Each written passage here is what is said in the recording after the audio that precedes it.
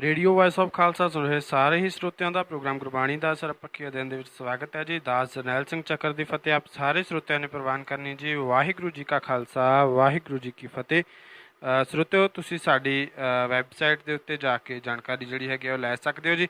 ਸਾਡੀ ਵੈਬਸਾਈਟ ਹੈ ਜੀ www.radiovoiceofkhalsa.com ਐਂਡ ਤੁਸੀਂ ਜਾਣਕਾਰੀ ਜਿਹੜੀ ਹੈਗੀ ਉਹ ਸਾਡੇ ਫੇਸਬੁੱਕ ਪੇਜ ਤੋਂ ਵੀ ਲੈ ਸਕਦੇ ਹੋ।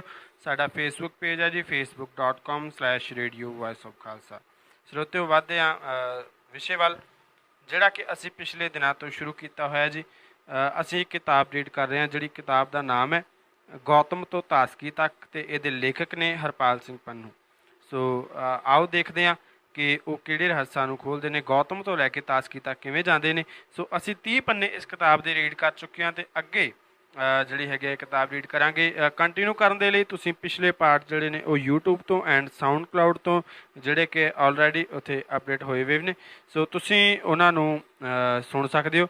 ਆਓ ਹਰਪਾਲ ਸਿੰਘ ਪੰਨੂ ਦੀ ਕਲਮ ਤੋਂ। ਅਛੂਤ ਕੁੜੀ। ਬੁੱਧ ਨੇ ਆਨੰਦ ਨੂੰ ਦੂਰ ਕਿਸੇ ਕੰਮ ਭੇਜਿਆ। ਆਨੰਦ ਨੂੰ ਪਿਆਸ ਲੱਗੀ।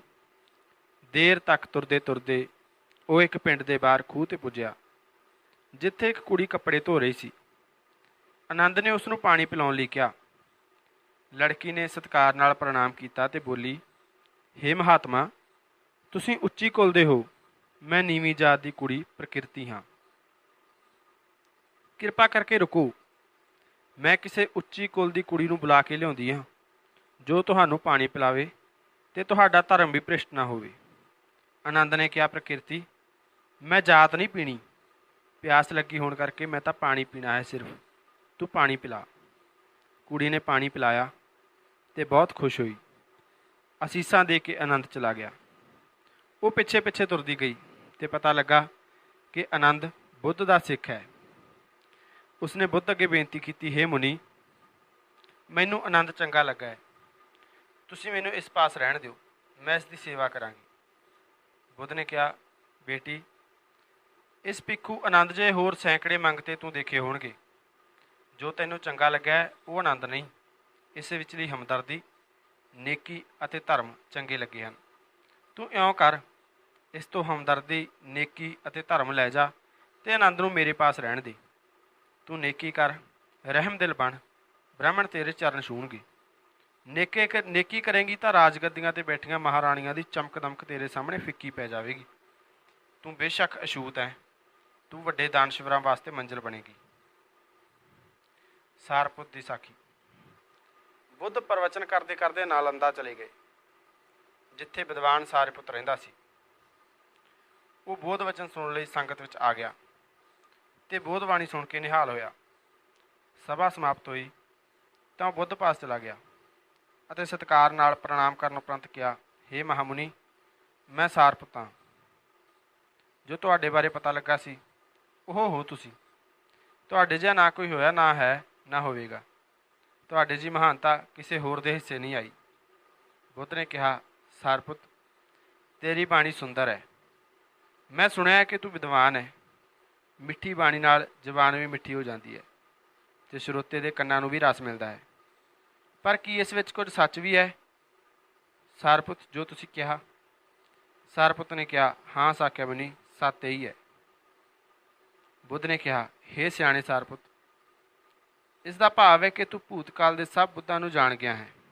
ਸਾਰਪੁੱਤ ਨੇ ਕਿਹਾ, ਨਹੀਂ ਜੀ, ਮੈਂ ਭੂਤਕਾਲ ਦੇ ਸਾਰੇ ਬੁੱਧਾਂ ਨੂੰ ਨਹੀਂ ਜਾਣਦਾ। ਭਗਵਾਨ ਬੁੱਧ ਫਿਰ ਬੋਲੇ, ਤਾਂ ਸਾਰਪੁੱਤ, ਤੂੰ ਭਵਿੱਖ ਵਿੱਚ ਪੈਦਾ ਹੋਣ ਵਾਲੇ ਸਭ ਬੁੱਧਾਂ ਤੋਂ ਵਾਕਫ ਹੈ? ਸਾਰਪੁੱਤ ਨੇ ਕਿਹਾ, ਅਜਿਹਾ ਵੀ ਨਹੀਂ ਮਹਾਰਾਜ। ਮੈਂ ਭਵਿੱਖ ਦੇ ਸਭ ਬੁੱਧਾਂ ਨੂੰ ਕਿਵੇਂ ਜਾਣ ਸਕਦਾ? ਬੁੱਧ ਨੇ ਫਿਰ ਪੁੱਛਿਆ, ਫਿਰ ਵਰਤਮਾਨ ਕਾਲ ਵਿੱਚ ਵਿਚਰਦੇ ਸਭ ਬੁੱਧਾਂ ਤੋਂ ਤਾਂ ਅਵਸ਼ ਜਾਣੂ ਹੋਵੇਗਾ। ਸਾਰਪੁੱਤ ਨੇ ਕਿਹਾ, ਅਜਿਹਾ ਵੀ ਨਹੀਂ ਮਹਾਮੁਨੀ। ਬੁੱਧ ਨੇ ਕਿਹਾ, ਅੱਛਾ ਸਾਰਪੁੱਤ, ਆਖਰੀ ਸਵਾਲ ਇਹ ਦੱਸ ਕਿ ਤੇਰੇ ਸਾਹਮਣੇ ਗੌਤਮ ਨਾਮ ਦਾ ਜਿਹੜਾ ਬੁੱਧ ਇਸ ਵੇਲੇ ਖਲੋਤਾ ਹੈ, ਕੀ ਇਸ ਨੂੰ ਤੂੰ ਜਾਣ ਗਿਆ? ਸਾਰਪੁੱਤ ਨੇ ਕਿਹਾ, ਹੇ ਸ਼੍ਰਮਣ, ਮੈਂ ਪੂਰੀ ਤਰ੍ਹਾਂ ਤੁਹਾਨੂੰ ਨਹੀਂ ਜਾਣ ਸਕਿਆ। ਮੈਂ ਇਹ ਦਾਅਵਾ ਨਹੀਂ ਕਰ ਸਕਦਾ ਕਿ ਮੈਂ ਤੁਹਾਨੂੰ ਜਾਣ ਗਿਆ ਹਾਂ। ਬੁੱਧ ਨੇ ਕਿਹਾ, ਆਮ ਲੋਕਾਂ ਲਈ ਵੀ ਮਿੱਥਿਆ ਵਚਨ ਬੋਲਣੇ ਉਚਿਤ ਨਹੀਂ ਹਨ, ਵਿਦਵਾਨਾਂ ਲਈ ਤਾਂ ਇਹ ਨਿੰਦਣਯੋਗ ਹਨ। ਹੇ ਸਿਆਣੇ ਸਾਰਪੁੱਤ, ਤੂੰ ਝੂਠ ਕਿਉਂ ਆਖਿਆ? ਸਾਰਪੁੱਤ ਨੇ ਕਿਹਾ, ਮੈਂ ਜੋ ਆਖਿਆ ਸੋ ਸ਼ਰਧਾ ਵਸ ਹੋ ਕੇ ਆਖਿਆ। ਆਪ ਵਿੱਚ ਮੇਰੀ ਸ਼ਰਧਾ ਪੈਦਾ ਹੋ ਗਈ ਹੈ ਮਹਾਰਾਜ। ਬੁੱਧ ਨੇ ਕਿਹਾ, ਸ਼ਰਧਾ ਕੀਮਤੀ ਹੈ ਅਤੇ ਪਿਆਰੀ ਵਸਤੂ ਹੈ, ਪਰ ਇਸ ਦੀ ਜੜ ਡੂੰਘੀ ਹੋਣੀ ਚਾਹੀਦੀ ਹੈ ਸਰਪੁੱਤ। ਸੁੰਦਰ ਸ਼ਬਦਾਂ ਦੀ ਵਰਤੋਂ ਜੀਭ ਨੂੰ ਅਤੇ ਕੰਨਾਂ ਨੂੰ ਰਸ ਜ਼ਰੂਰ ਦਿੰਦੀ ਹੈ, ਪਰ ਇਸ ਦੀ ਉਮਰ ਵੀ ਲੰਮੀ ਹੋਣੀ ਚਾਹੀਦੀ ਹੈ ਸਰਪੁੱਤ। ਮਿਥਿਆ ਵਾਕ ਲੰਮੀ ਉਮਰ ਵਾਲੇ ਨਹੀਂ ਹੁੰਦੇ। ਸ਼ਰਧਾ ਦੀ ਜੜ ਗਿਆਨ ਵਿੱਚ ਹੋਣੀ ਚਾਹੀਦੀ ਹੈ। ਗੁਪਤ ਭੇਦ ਰੱਖਣ ਵਾਲੇ ਲੋਕ। ਸਾਨੂੰ ਅਕਸਰ ਵਹਿਮ ਹੋ ਜਾਂਦਾ ਹੈ ਕਿ ਫਲਾਣੇ ਸੰਤ ਕੋਲ ਗੈਬੀ ਸ਼ਕਤੀ ਹੈ ਜਿਹੜੀ ਦਿਸਦੀ ਨਹੀਂ, ਕਿਉਂਕਿ ਉਹ ਪ੍ਰਗਟ ਨਹੀਂ ਕਰਦਾ। 3 ਤਰ੍ਹਾਂ ਦੇ ਲੋਕ ਇਹੋ ਜਿਹੇ ਹੁੰਦੇ ਹਨ ਜਿਹੜੇ ਭੇਦ ਨਹੀਂ ਦਿੰਦੇ, ਸਭ ਛੁਪਾ ਕੇ ਰੱਖਦੇ ਹਨ। ਬੁੱਧ ਨੇ ਦੱਸਿਆ, ਇਹਨਾਂ ਵਿੱਚੋਂ ਪਹਿਲੇ ਨੰਬਰ 'ਤੇ ਜਨਾਨੀਆਂ ਹਨ ਜੋ ਛੁਪਾਉਂਦੀਆਂ ਵਧੇਕ ਹਨ, ਪ੍ਰਗਟ ਘੱਟ ਕਰਦੀਆਂ ਹਨ। ਦੂਜੇ ਸਥਾਨ 'ਤੇ ਪੁਜਾਰੀ ਆਉਂਦੇ ਹਨ, ਉਹ ਵੀ ਲੁਕਾਉਂਦੇ ਵਧੇਕ ਅਤੇ ਦਿਖਾਉਂਦੇ ਘੱਟ ਹਨ। ਤੀਜੇ ਨੰਬਰ 'ਤੇ ਝੂਠਾ ਸਿਧਾਂਤ, ਇਹ ਵੀ ਵਧੇਰੇ ਕਰਕੇ ਗੁਪਤ ਰਹਿੰਦਾ ਹੈ, ਦਿਖਾਈ ਘੱਟ ਦਿੰਦਾ ਹੈ। ਬੁੱਧ ਨੇ ਕਿਹਾ, ਧਰਮ ਸੂਰਜ ਵਾਂਗ ਸੰਸਾਰ ਵਿੱਚ ਚਮਕਦਾ ਹੈ, ਉਸ ਵਿੱਚ ਕੁਝ ਵੀ ਰੰਚਕ ਮਾਤਰ ਵੀ ਗੁਪਤ ਨਹੀਂ। ਨਿੰਦਕ ਬ੍ਰਾਹਮਣ। ਅੰਬਲ ਅਠਿਕਾ ਨਾਂ ਦੇ ਨਗਰ ਵਿੱਚ ਬੁੱਧ ਨੇ ਪ੍ਰਵੇਸ਼ ਕੀਤਾ ਤਾਂ ਉਸ ਪਾਸ ਕੁਝ ਭਿੱਖੂ ਆਏ ਜੋ ਬੜੇ ਗੁੱਸੇ ਵਿੱਚ ਸਨ। ਕਹਿਣ ਲੱਗੇ, ਹੇ ਨਾਥ, ਇੱਕ ਬ੍ਰਾਹਮਣ ਤੁਹਾਡੀ ਨਿੰਦਿਆ ਕਰ ਰਿਹਾ ਸੀ। ਉਹ ਆਖਦਾ ਸੀ, ਗੌਤਮ ਗੱਪੀ ਹੈ, ਜਿਸ ਨੂੰ ਨਾ ਧਰਮ ਦਾ ਪਤਾ ਹੈ ਨਾ ਸੰਗਤ ਦਾ। ਸਾਨੂੰ ਬੜਾ ਕ੍ਰੋਧ ਆਇਆ। ਬੁੱਧ ਨੇ ਕਿਹਾ, ਭਾਈਓ, ਜੇ ਕੋਈ ਮੇਰੇ ਵਿਰੁੱਧ, ਧਰਮ ਵਿਰੁੱਧ ਜਾਂ ਸੰਘ ਵਿਰੁੱਧ ਬੋਲੇ ਤਾਂ ਸੁਣ ਕੇ ਕ੍ਰੋਧ ਕਿਉਂ ਕਰਦੇ ਹੋ? ਕ੍ਰੋਧ ਤੁਹਾਡੇ ਅੰਦਰ ਮੌਜੂਦ ਸੂਖਮ ਚਿੱਤ ਨੂੰ ਤਾਂ ਨੁਕਸਾਨ ਕਰੇਗਾ ਹੀ, ਇਹ ਤੁਹਾਨੂੰ ਨਿਆਂ ਕਰਨ ਦੇ ਸਮਰੱਥ ਵੀ ਨਹੀਂ ਛੱਡੇਗਾ। ਜੇ ਤੁਹਾਡੀ ਆਲੋਚਨਾ ਕਰਨ ਵਾਲਾ ਬੰਦਾ ਠੀਕ ਕਹਿੰਦਾ ਕਿ ਗਲਤ, ਕ੍ਰੋਧ ਨਹੀਂ ਕਰਨਾ। ਆਲੋਚਕ ਨੂੰ ਧਿਆਨ ਨਾਲ ਸੁਣੋ, ਸ਼ਾਇਦ ਉਹ ਠੀਕ ਕਹਿੰਦਾ ਹੋਵੇ। ਜੇ ਉਹ ਠੀਕ ਕਹਿ ਰਿਹਾ ਹੋਵੇ, ਆਪਣੇ ਆਪ ਨੂੰ ਸੁਧਾਰੋ। ਜੇ ਗਲਤ ਕਹਿ ਰਿਹਾ ਹੋਵੇ ਤਦ ਵੀ ਕ੍ਰੋਧ ਨਾ ਕਰੋ। ਬ੍ਰਾਹਮਣ ਨੇ ਤੁਹਾਡੇ ਨਾਲ ਨਿਆਂ ਨਹੀਂ ਕੀਤਾ ਸੀ। ਮੈਂ ਤੁਹਾਨੂੰ ਇਸ ਯੋਗ ਕਰਾਂਗਾ ਕਿ ਤੁਹਾਡੇ ਤੋਂ ਬ੍ਰਾਹਮਣ ਨੂੰ ਇਨਸਾਫ ਮਿਲੇ। ਗੁੱਸਾ ਕਰਨ ਵਾਲੇ ਬੰਦੇ ਇਨਸਾਫ ਨਹੀਂ ਕਰ ਸਕਦੇ। ਉਪਾਸ਼ਕੋ। ਵਿਦਵਾਨ। ਬੁੱਧ ਨੇ ਕਿਹਾ, ਜਿਹੜੇ ਵਿਦਵਾਨ ਰਿਸ਼ੀ ਬ੍ਰਹਮ ਗਿਆਨ ਬਾਰੇ ਵਿਖਿਆਨ ਦਿੰਦੇ ਹਨ, ਉਪਦੇਸ਼ ਕਰਦੇ ਹਨ, ਉਹਨਾਂ ਨੂੰ ਬ੍ਰਹਮ ਦਾ ਕੋਈ ਪਤਾ ਨਹੀਂ। ਉਹ ਜਾਨ ਮਾਰਨ ਵਾਲੇ ਅਜਿਹੇ ਆਸ਼ਕ ਹਨ ਜਿਨ੍ਹਾਂ ਨੇ ਆਪਣੀ ਮਹਿਬੂਬ ਕਦੀ ਦੇਖੀ ਨਹੀਂ। ਉਹਨਾਂ ਨੇ ਚੜ੍ਹਨ ਲਈ ਪੌੜੀ ਬਣਾ ਲਈ ਹੋਈ ਹੈ, ਪਰ ਜਿਸ ਮਹਿਲ ਉੱਪਰ ਚੜ੍ਹਨਾ ਹੈ ਉਹ ਮਹਿਲ ਅਜੇ ਉਹਨਾਂ ਨੇ ਦੇਖਿਆ ਨਹੀਂ। ਉਹ ਦਰਿਆ ਪਾਰ ਕਰਨਾ ਚਾਹੁੰਦੇ ਹਨ, ਪਰ ਉਹਨਾਂ ਦੀ ਇੱਛਾ ਹੈ ਕਿ ਦਰਿਆ ਦਾ ਪਰਲਾ ਕਿਨਾਰਾ ਉਹਨਾਂ ਵੱਲ ਚੱਲ ਕੇ ਆ ਜਾਵੇ। ਤੁਸੀਂ ਇਹਨਾਂ ਨੂੰ ਵਿਦਵਾਨ ਕਹੋਗੇ? ਪ੍ਰਸ਼ਨਜੀਤ। ਰਾਜਾ ਪ੍ਰਸ਼ਨਜੀਤ ਬੁੱਧ ਪਾਸ ਆ ਕੇ ਕਹਿਣ ਲੱਗਾ, ਜੀ, ਮਨ ਸ਼ਾਂਤ ਕਿਵੇਂ ਹੋਵੇ? ਮਹਿਲਾਂ ਵਿੱਚ ਸਭ ਕੁਝ ਹੋਣ ਦੇ ਬਾਵਜੂਦ ਮਨ ਅੰਦਰ ਬੇਚੈਨੀ ਹੈ। ਬੁੱਧ ਨੇ ਕਿਹਾ, ਜਿਸ ਰੁੱਖ ਨੂੰ ਅੱਗ ਲੱਗੀ ਹੋਵੇ ਪ੍ਰਸ਼ਨਜੀਤ, ਕੀ ਕਦੀ ਦੇਖਿਆ ਹੈ ਕਿ ਪੰਛੀ ਉਸ ਉੱਤੇ ਬੈਠੇ ਗਾ ਰਹੇ ਹੋਣ? ਜਿੱਥੇ ਵਾਸ਼ਨਾਵਾਂ ਦੀ ਭਰਮਾਰ ਹੋਵੇ, ਉੱਥੇ ਸੱਚ ਦੇ ਪੰਛੀਆਂ ਦਾ ਆਲਣਾ ਨਹੀਂ ਬਣ ਸਕਦਾ। ਭਾਵੇਂ ਆਪਣੇ ਆਪ ਨੂੰ ਕੋਈ ਮਹਾਤਮਾ ਕਹਾਉਂਦਾ ਫਿਰੇ, ਵਾਸ਼ਨਾਵਾਂ ਕਾਇਮ ਹਨ ਤਾਂ ਸ਼ਾਂਤੀ ਨਸੀਬ ਨਹੀਂ ਹੋਵੇਗੀ। ਅੱਗ ਬੁੱਝ ਜਾਵੇਗੀ ਤਾਂ ਹਰੇ ਭਰੇ ਦਰਖਤਾਂ ਉੱਪਰ ਪੰਛੀ ਚਹਿਚਹਾਉਣਗੇ। ਮਾਲੌਂਕਿਆ ਪੁੱਤ। ਮਾਲੌਂਕਿਆ ਪੁੱਤ ਬੁੱਧ ਦੇ ਡੇਰੇ 'ਚ ਆਇਆ ਅਤੇ ਕਿਹਾ, ਹੇ ਸ਼ਾਕਿਆ ਮੁਨੀ, ਤੁਸੀਂ ਪਾਰ ਬ੍ਰਹਮ ਬਾਰੇ ਕੁਝ ਨਹੀਂ ਦੱਸਿਆ। ਸੰਸਾਰ ਅਮਰ ਹੈ ਕਿ ਨਾਸ਼ਵਾਨ, ਸੀਮਤ ਹੈ ਕਿ ਅਨੰਤ? ਬੁੱਧ ਨੇ ਕਿਹਾ, ਵਿਚਾਰਾਂ ਦੀ ਇੱਕ ਲੜੀ ਨੂੰ ਛੱਡ ਕੇ ਦੂਜੀ ਨੂੰ ਫੜ ਲੈਣਾ, ਇੱਕ ਪਰੰਪਰਾ ਤਿਆਗ ਕੇ ਦੂਜੀ ਵਿੱਚ ਚਲੇ ਜਾਣਾ, ਇਹ ਧਰਮ ਨਹੀਂ ਮਾਲੌਂਕਿਆ ਪੁੱਤ। ਤੂੰ ਇੱਕ ਦਰਸ਼ਨ ਸ਼ਾਸਤਰ ਸਿੱਖੇ ਜਾਂ ਕੋਈ ਦੂਜਾ, ਜਾਂ ਕੁਝ ਵੀ ਨਾ ਸਿੱਖੇ, ਤਦ ਵੀ ਜਨਮ, ਬੁਢਾਪਾ, ਮੌਤ, ਦੁੱਖ, ਵਿਰਲਾਪ, ਸੰਤਾਪ ਅਤੇ ਉਦਾਸੀ ਕਾਇਮ ਰਹੇਗੀ। ਸ਼ਬਦਾਂ ਅਤੇ ਸੰਕਲਪਾਂ ਦੀ ਵਿਚਿੱਤਰ ਦਾਰਸ਼ਨਿਕਤਾ ਦਾ ਮੈਂ ਸਹਾਰਾ ਨਹੀਂ ਲਿਆ, ਕਿਉਂਕਿ ਦੁੱਖ ਦੂਰ ਕਰਨ ਲਈ ਇਹ ਸਹਾਈ ਨਹੀਂ ਹੁੰਦਾ।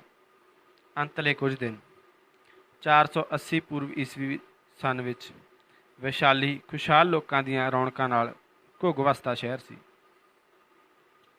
ਲਿਛਵੀ ਵੰਸ਼ ਦੇ 6 ਰਾਜਿਆਂ ਨੇ ਆਪਣੇ ਰਾਜਾਂ ਨੂੰ ਮਿਲਾ ਕੇ ਇੱਕ ਸਾਂਝੀ ਗਣਤੰਤਰ ਸਥਾਪਿਤ ਕੀਤੀ, ਜਿਸ ਨੂੰ ਲਿਛਵੀ ਗਣਰਾਜ ਕਹਿੰਦੇ ਸਨ। ਇਸ ਗਣਰਾਜ ਦੀ ਰਾਜਧਾਨੀ ਵੈਸ਼ਾਲੀ ਸੀ। ਇਸ ਗਣਰਾਜ ਦੇ ਮੁਖੀ ਨੂੰ ਲਿਛਵੀ ਰਾਜ ਪ੍ਰਮੁੱਖ ਕਿਹਾ ਜਾਂਦਾ ਸੀ। ਇਹ ਰਾਜ ਪ੍ਰਮੁੱਖ ਬੜਾ ਸ਼ਕਤੀਸ਼ਾਲੀ ਮਹਾਰਾਜਾ ਬਣ ਗਿਆ ਸੀ। ਸ਼ਕ ਵੰਸ਼ ਦਾ ਜੋ ਰਾਜ ਗੌਤਮ, ਜਿਹੜਾ ਕਿ ਇੱਕ ਹਨੇਰੀ ਸੁੰਨਸਾਨ ਰਾਤ ਵਿੱਚ ਜਵਾਨ ਉਮਰੇ ਕਪਿਲਵਸਤੂ ਦੇ ਮਹਿਲ ਛੱਡ ਕੇ ਮੰਗਤਾ ਹੋ ਗਿਆ ਸੀ, ਇੰਨੀ ਦਿਨੀ ਰਾਜਗ੍ਰਹਿ ਨਾਂ ਦੇ ਦੇਸ਼ ਸ਼ਹਿਰ ਵਿੱਚ ਟਿਕਿਆ ਹੋਇਆ ਸੀ। ਲੋਕ ਉਸ ਨੂੰ ਸ਼ਕ ਮੁਨੀ, ਮਹਾਮੁਨੀ, ਤਥਾਗਤ, ਮਹਾਤਮਾ ਅਤੇ ਬੁੱਧ ਆਦਿਕ ਨਾਮਾਂ ਨਾਲ ਸੰਬੋਧਿਤ ਕਰਦੇ। ਉਸ ਨੂੰ ਪਤਾ ਸੀ ਕਿ ਹੁਣ ਸੰਸਾਰ ਤੋਂ ਵਿਦਾ ਹੋਣ ਦਾ ਸਮਾਂ ਆ ਗਿਆ। ਉਹ ਰਾਜਗ੍ਰਹਿ ਦੀ ਥਾਂ ਕੁਸ਼ੀਨਗਰ ਜਾ ਕੇ ਸਰੀਰ ਤਿਆਗਣ ਦਾ ਇੱਛੁਕ ਸੀ, ਜਿਸ ਸ਼ਹਿਰ ਨੂੰ ਉਹ ਪਿਆਰ ਨਾਲ ਕੁਸ਼ੀਨਾਰ ਕਿਹਾ ਕਰਦਾ ਸੀ। ਇਸ ਸ਼ਹਿਰ ਨੂੰ ਉਹ ਕਿਉਂ ਪਿਆਰ ਕਰਦਾ ਸੀ, ਉਸਨੇ ਉੱਥੇ ਸਰੀਰ ਤਿਆਗਣ ਦਾ ਫੈਸਲਾ ਕਿਉਂ ਕੀਤਾ ਸੀ, ਕਿਸੇ ਨੂੰ ਨਹੀਂ ਪਤਾ। ਉਸਨੇ ਆਨੰਦ ਨੂੰ ਬੁਲਾਇਆ ਅਤੇ ਕਿਹਾ, ਕੁਸ਼ੀਨਾਰ ਜਾਣਾ ਹੈ ਆਨੰਦ, ਵੈਸ਼ਾਲੀ ਦੇ ਰਸਤੇ ਹੋ ਕੇ ਚੱਲਾਂਗੇ। ਉਹ ਤੁਰੇ ਅਤੇ ਵੈਸ਼ਾਲੀ ਨਗਰ ਅੱਪੜ ਗਏ। ਬੁੱਧ ਕਮਜ਼ੋਰ ਹੋ ਗਿਆ ਸੀ। ਵੈਸ਼ਾਲੀ ਪੁੱਜ ਕੇ ਆਨੰਦ ਨੇ ਕੁਝ ਦਿਨ ਆਰਾਮ ਕਰਨ ਦੀ ਸਲਾਹ ਦਿੱਤੀ ਤਾਂ ਉਹ ਮੰਨ ਗਿਆ। ਸਾਵਥੀ ਸ਼ਹਿਰ ਦੀ ਸੁੰਦਰੀ ਨਰਤਕੀ ਅਤੇ ਗਾਇਕਾ ਅਮਰਪਾਲੀ ਵੈਸ਼ਾਲੀ ਵਿੱਚ ਰਹਿ ਰਹੀ ਸੀ। ਇੱਥੇ ਉਸ ਦਾ ਬਹੁਤ ਵੱਡਾ ਬਾਗ ਸੀ, ਜਿਸ ਵਿੱਚ ਆਲੀਸ਼ਾਨ ਹਵੇਲੀ ਸੀ ਅਤੇ ਹਵੇਲੀ ਵਿੱਚ ਬਹੁਤ ਸਾਰਾ ਧਨ। ਇਸ ਨਰਤਕੀ ਨੂੰ ਸੱਦਾ ਦੇਣ ਦੀ ਸਮਰੱਥਾ ਕੇਵਲ ਰਾਜਿਆਂ ਪਾਸ ਰਹਿ ਗਈ ਸੀ। ਲੋਕ ਉਸ ਦੇ ਨਾਚ ਅਤੇ ਗਾਉਣ ਨੂੰ ਪਸੰਦ ਕਰਦੇ, ਪਰ ਇਹ ਕਿੱਤਾ ਸਤਿਕਾਰਯੋਗ ਨਹੀਂ ਸੀ, ਇਸ ਲਈ ਦੂਰ ਰਹਿੰਦੇ। ਉਹ ਬੁੱਧ ਪਾਸ ਆਈ, ਮੱਥਾ ਟੇਕਿਆ ਅਤੇ ਬੇਨਤੀ ਕੀਤੀ ਕਿ ਬੁੱਧ ਆਪਣੇ ਭਿੱਖੂਆਂ ਸਮੇਤ ਉਸ ਦੀ ਹਵੇਲੀ ਆ ਕੇ ਭੋਜਨ ਛਕਣ। ਮਹਾਸ਼ਰਮਣ ਨੇ ਉਸ ਦੀ ਬੇਨਤੀ ਪ੍ਰਵਾਨ ਕੀਤੀ ਤਾਂ ਉਹ ਪ੍ਰਸੰਨਤਾ ਨਾਲ ਵਾਪਸ ਚਲੀ ਗਈ। ਇਹ ਖਬਰ ਲਿਸ਼ਮੀ ਸਮਰਾਟ ਨੂੰ ਮਿਲੀ ਤਾਂ ਉਸ ਨੂੰ ਦੁੱਖ ਹੋਇਆ। ਧਨ ਦੇ ਕੇ ਜਿਸ ਕੁੜੀ ਨੂੰ ਕੋਈ ਵੀ ਨੱਚਣ ਲਈ ਬੁਲਾ ਸਕਦਾ ਹੈ, ਸਾਕਿਆ ਮੁਨੀ ਸਿਧਾਰਥ ਉਸ ਦੇ ਘਰ ਜਾਣਗੇ। ਸਾਧ ਸੰਤ ਉਸ ਪਾਸਿਓਂ ਦੀ ਨਹੀਂ ਲੰਘਦੇ, ਰਾਜੇ ਅਤੇ ਰਾਜਕੁਮਾਰ ਉੱਧਰ ਨਹੀਂ ਜਾਂਦੇ। ਦਿਲ ਕਰੇ ਤਾਂ ਉਸ ਨੂੰ ਆਪਣੇ ਪਾਸ ਸੱਦ ਲੈਂਦੇ ਹਨ, ਪਰ ਇਹ ਸਾਧੂ ਜਿਹੜਾ ਯੁਵਰਾਜ ਵੀ ਹੈ ਅਮਰਪਾਲੀ ਦੀ ਹਵੇਲੀ ਜਾਏਗਾ। ਲਿਸ਼ਮੀ ਨੂੰ ਦੁੱਖ ਹੋਇਆ। ਉਸਨੇ ਫੈਸਲਾ ਕੀਤਾ ਕਿ ਉਹ ਬੁੱਧ ਨੂੰ ਉੱਥੇ ਨਹੀਂ ਜਾਣ ਦੇਗਾ, ਪਰ ਉਸ ਪਾਸ ਇਹ ਕਹਿਣ ਦੀ ਹਿੰਮਤ ਨਹੀਂ ਸੀ ਕਿ ਜਾਏ ਤੇ ਮਨਾਹੀ ਕਰ ਦੇ, ਪਰ ਉਹ ਰੋਕੇਗਾ। ਉਹ ਬੁੱਧ ਪਾਸ ਗਿਆ, ਚਰਨੀ ਹੱਥ ਲਾਏ। ਬੁੱਧ ਨੇ ਬੈਠਣ ਦਾ ਇਸ਼ਾਰਾ ਕੀਤਾ ਤਾਂ ਉਹ ਧਰਤੀ ਉੱਤੇ ਬੈਠ ਗਿਆ। ਥੋੜ੍ਹੀ ਦੇਰ ਬਾਅਦ ਕਹਿਣ ਲੱਗਾ, ਇਹ ਸਾਕਿਆ ਮੁਨੀ, ਮੇਰੀ ਇੱਛਾ ਹੈ ਕਿ ਆਪ ਨੂੰ ਪ੍ਰਸ਼ਾਦ ਛਕਾਵਾਂ, ਸੰਗ ਸਮੇਤ ਕੀ ਮਨਜ਼ੂਰ ਕਰੋਗੇ?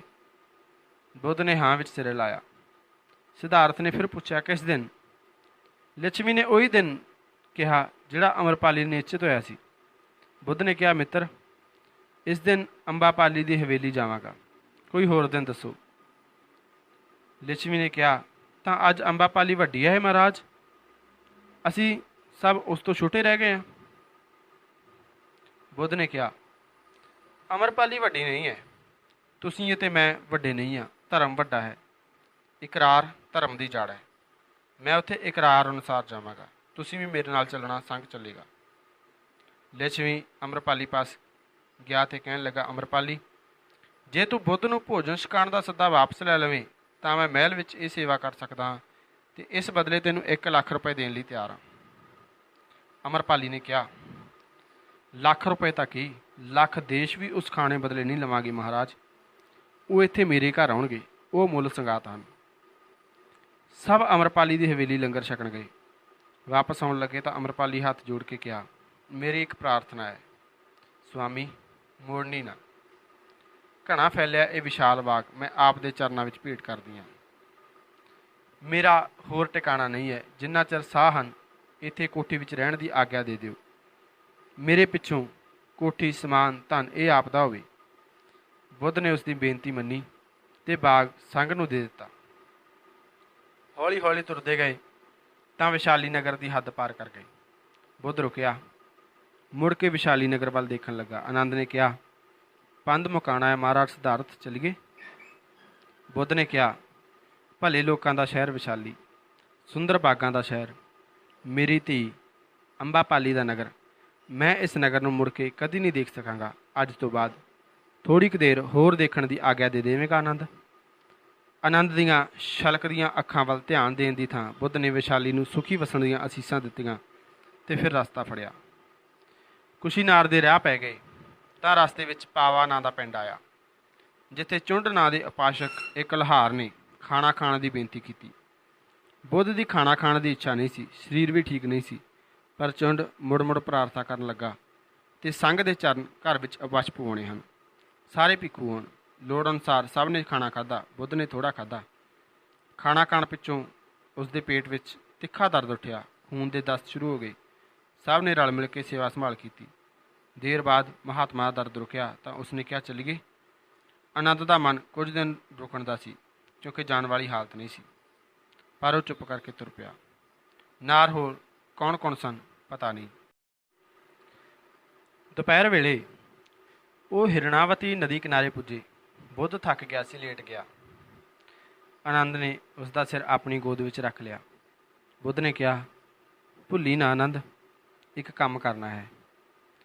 ਇੱਧਰੋਂ ਕੁਸ਼ੀਨਾਰ ਵੱਲੋਂ ਜਦੋਂ ਵਿਹਲਾ ਹੋਵੇ ਤਾਂ ਵਿਸ਼ਾਲੀ ਨਗਰ ਜਾਈਂ।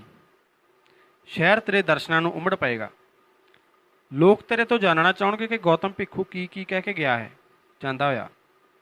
ਪਰ ਤੂੰ ਚੁੰਡ ਲਹਾਰ ਦੇ ਘਰ ਜਾਈਂ। ਉਸ ਨੂੰ ਧਰਵਾਸ ਦੇਈਂ। ਉਸ ਨੂੰ ਕਹੀਂ ਡੋਲੇ ਨਾ।